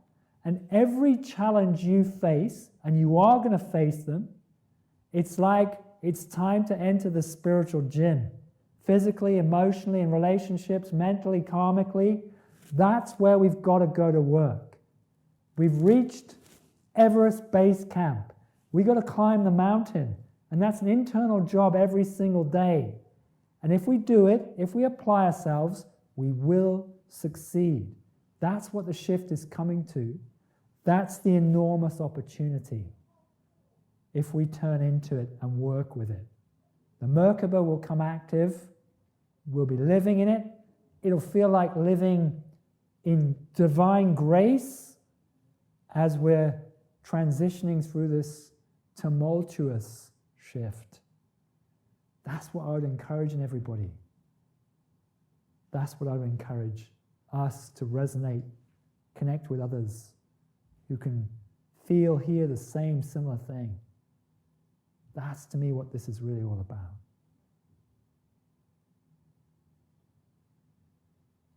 I will happily take questions on anything that you might have. Yes, the lady at the back. Okay, I have, excuse me, very small brain. I have real trouble with it. Not what you're saying, but people say, oh, well, we're going up to 5D from 3D. What happened to 4D? To me, it's a piece of spiritual bypassing by avoiding 4D and the gifts that 4D has to bring. So I don't understand. I may have not fully articulated myself. No, it's not. It's a perfect question. I may have not fully articulated myself in terms of the dimensions. Let me do that now. When the singularity exploded and rippled out and created densities, I believe, maintain it created 11. 1, 2, 3, 4, 5, 6, and so on. Right? And the quantum physicists would speak the same. I see lower density, physical, emotional, mental, first, second, third, this physical body, separated by the 4D karmic plane. I was talking about processing karma. That, to me, is in the 4D. That's what we must transition to. So yes, or transition through. So yes, I agree. It's absolutely not about ditching it, but that's a barrier. Why is it a barrier? Because as I'm traveling up here, if I've still got karma, it's still going to be bound into the lower densities. It's going to stop me from rising. That's why when people leave the body after this incarnation, the body falls away. If they still got karma, they can't go beyond the 4D and they reincarnate. Yeah, I mean, that is good. But what I perceive is that people aren't processing their karma. They're avoiding it. They're pretending they're above it. I think you're... And they're not looking, they're not... To me, to actually process the karma is happening now. Yeah, yeah. And you have to accept what I'm sure everybody does here, that what is happening out there is a reflection of what Absolutely, 100%. It's completely ours. You cannot say, oh, it's over there and I'm Thank you. above this. Thank you. It's so important that people communicate that message. Yes, because we are a part. Otherwise we're going nowhere. Nowhere. Because you're temporarily disassociated from the journey. Good feeling. It's a feel-good bubble. Yes, and it's going to go pop. Sorry, right, so I understand. I'm with you on the same page. Keep expressing it. I feel there comes a time when karma is done and you've done your karma. Yeah, I feel. I agree. And I channel 5D and beyond, so Uh-huh. I get told of this. Okay. It comes out in my recordings. And Mhm. I believe this time when we're done. I agree with that too. Guilt, shame, and all these lower dimensional emotional trauma. I agree with that too. But you've got to do the work. Of course. And that's what the lady at the back is saying. But there comes a time when the work is done. I agree. And I of course agree. you can slip back. Yes, I agree. So when the work is done, to me, the Merkabah takes form. But I think there's what the lady was pointing to at the back. I agree with you totally too. I think what the lady at the back was pointing to was there's a tremendous amount of avoidance and spiritual bypassing and dissociating from the real journey. But yes, I agree. There's a time when the karma is done and the Merkabah is active. Sorry, I agree with what you say, but that's an individual when you have done your work. Yeah, And then you want to be of service to others. yeah, And to get to that beautiful absolutely. I agree with you totally. freedom that Yes, you feel yes, that you never knew you could feel. yes. It's so amazing. I agree with you totally. And all these beautiful feelings that Yes, somehow, you know, step 100%. into. It's like being in a different world. It is. It is a different world. Catch that wave of that beautiful bliss that you can Yes, activate. yes, Of course you can slip back and you can, you know, whatever. yeah. Of course. I totally agree with you. That's where I believe we're heading as we complete the work. Yeah, yeah. Does anybody else want to ask anything? Yeah, yeah, So the recent alarm thing that went off yeah, everyone's phone, yeah. what's your take on that? Oh, yeah, wow. I think it didn't go off on my phone. Does anyone know what she's talking about? So some people received some warning from, what was the government? It was from the government. It was meant to be a countrywide like alarm that goes off on everyone's phone to say that there's something wrong. Yes. Or so yeah. I think they're preparing people for multiple things that could happen, some engineered by them, some that are beyond their control. So, for example, they can't control a sudden impact from a coronal mass ejection. They can't do that. But I think maybe they're wanting to prepare for what could happen. But I also think it's a control mechanism, yes. Just, getting people ready for X, Y, Z, whatever machinations they've got available or want up their sleeves. Fear, yeah. When I Yeah. saw it, I just got this flash of War of the Worlds. Yes, yes, They did it in the 50s yes, or 60s. yes. They sort of put it across the radio and this Yeah. mass like fear. Yeah, I yeah, kind of got a flash of that. So, yeah, yeah. mm, Well, it'd be interesting to see where they go with that. yeah. And whether they can actually instigate it. I think maybe if they declare martial law, they could. But otherwise, I don't think they could. But anyway, we will see as it unfolds. You know, the one thing I think is really important to recognize is that they are not going to get it all their own way, because there is an emergence of consciousness which is challenging, like in the world of finance, which is a big one, huge one, you know, because it's the bedrock of the system. So they're not going to get it all their own way. They didn't get it all their own way in the pandemic. They're not going to get it all their own way in this and in that, whatever machinations they have. Let's see, it'll be intriguing. I have a question about Yeah. the big white ones you talk about. Yeah. Because that's a new species. How do you know that they're tapping into you? Okay, so when you say it's a new species, you mean it's new to you or new? It's new to me. Yeah. Okay, so people have talked about the tall whites. So it's not a new species. Some see them as benevolent, but our experience of them is definitely not. Why? Because we've challenged in our group the directives that they're giving by saying, we want to be sovereign, we want to take our own direction, and when you start breaking that infusion, you feel a dissonance in your field, and you feel it trying to derail you. At night, for example, if you're sensitive, and I've been woken up several times by a vibration around my field. Now, it could feel like unity consciousness, but it's not. It's a dissonance, and you wake up feeling tired the next day, right? And I recognized it. I started to, get telepathically who this was doing it. And I was guided to take this stone, obsidian, right? I was guided to cup it in my hands and to visualize, feel the presence or the core of the torus going all the way back to the galaxy, the galactic core. I was given to visualize and feel that, and the energy went from my body down my arms and through the stone, and it disappeared. Because I get a lot of downloads. Right, okay. And before the eclipse last week, Okay, my body was shaking for a week. right, okay. And I was like, whoa, this is extremely lots. Okay, Because most of the time, if I get a download, it's a couple of hours and it's done. uh-huh, But this was really okay. for a couple of days. Did you recognize it as negative? No, No, okay, so it might have been something else. You might have been getting a download, a higher dimensional download. I'm talking about an interference that depletes you of energy. I was Okay, full of energy. okay. afterwards. Well, it wouldn't be that. What you said with the eclipse. Yeah. Okay, it's definitely some activation, some higher dimensional activation. Yeah, but there is, the white energy. I was talking about it to bring it to people's awareness. It keeps channeling people down repetitive behavior patterns, and it depletes the energy field. And if you find yourself waking up and there's a vibration, you can channel it out. And that's the key one I was talking about. Okay. Yeah, but it sounds like what you were having was a different experience, a benevolent one. Most of the time, if it's a strange energy, I feel it on my heart vibration. Right, okay, yeah, yes. So my heart is Yes. going. I was feeling it around my heart, yeah. Yeah.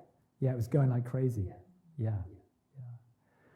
I think I'm getting signals from the back that we need to close now because we're running out of time. The town hall has to look up. So let me just sum up just briefly. Thank you so much for coming. It's really important that we get together like this, we resonate with each other, and that you take your own truth from it. I have my perspective. I encourage you to take yours. I know you will. Let's keep inquiring. Let's keep activating the Merkabah, and that's going to carry us through.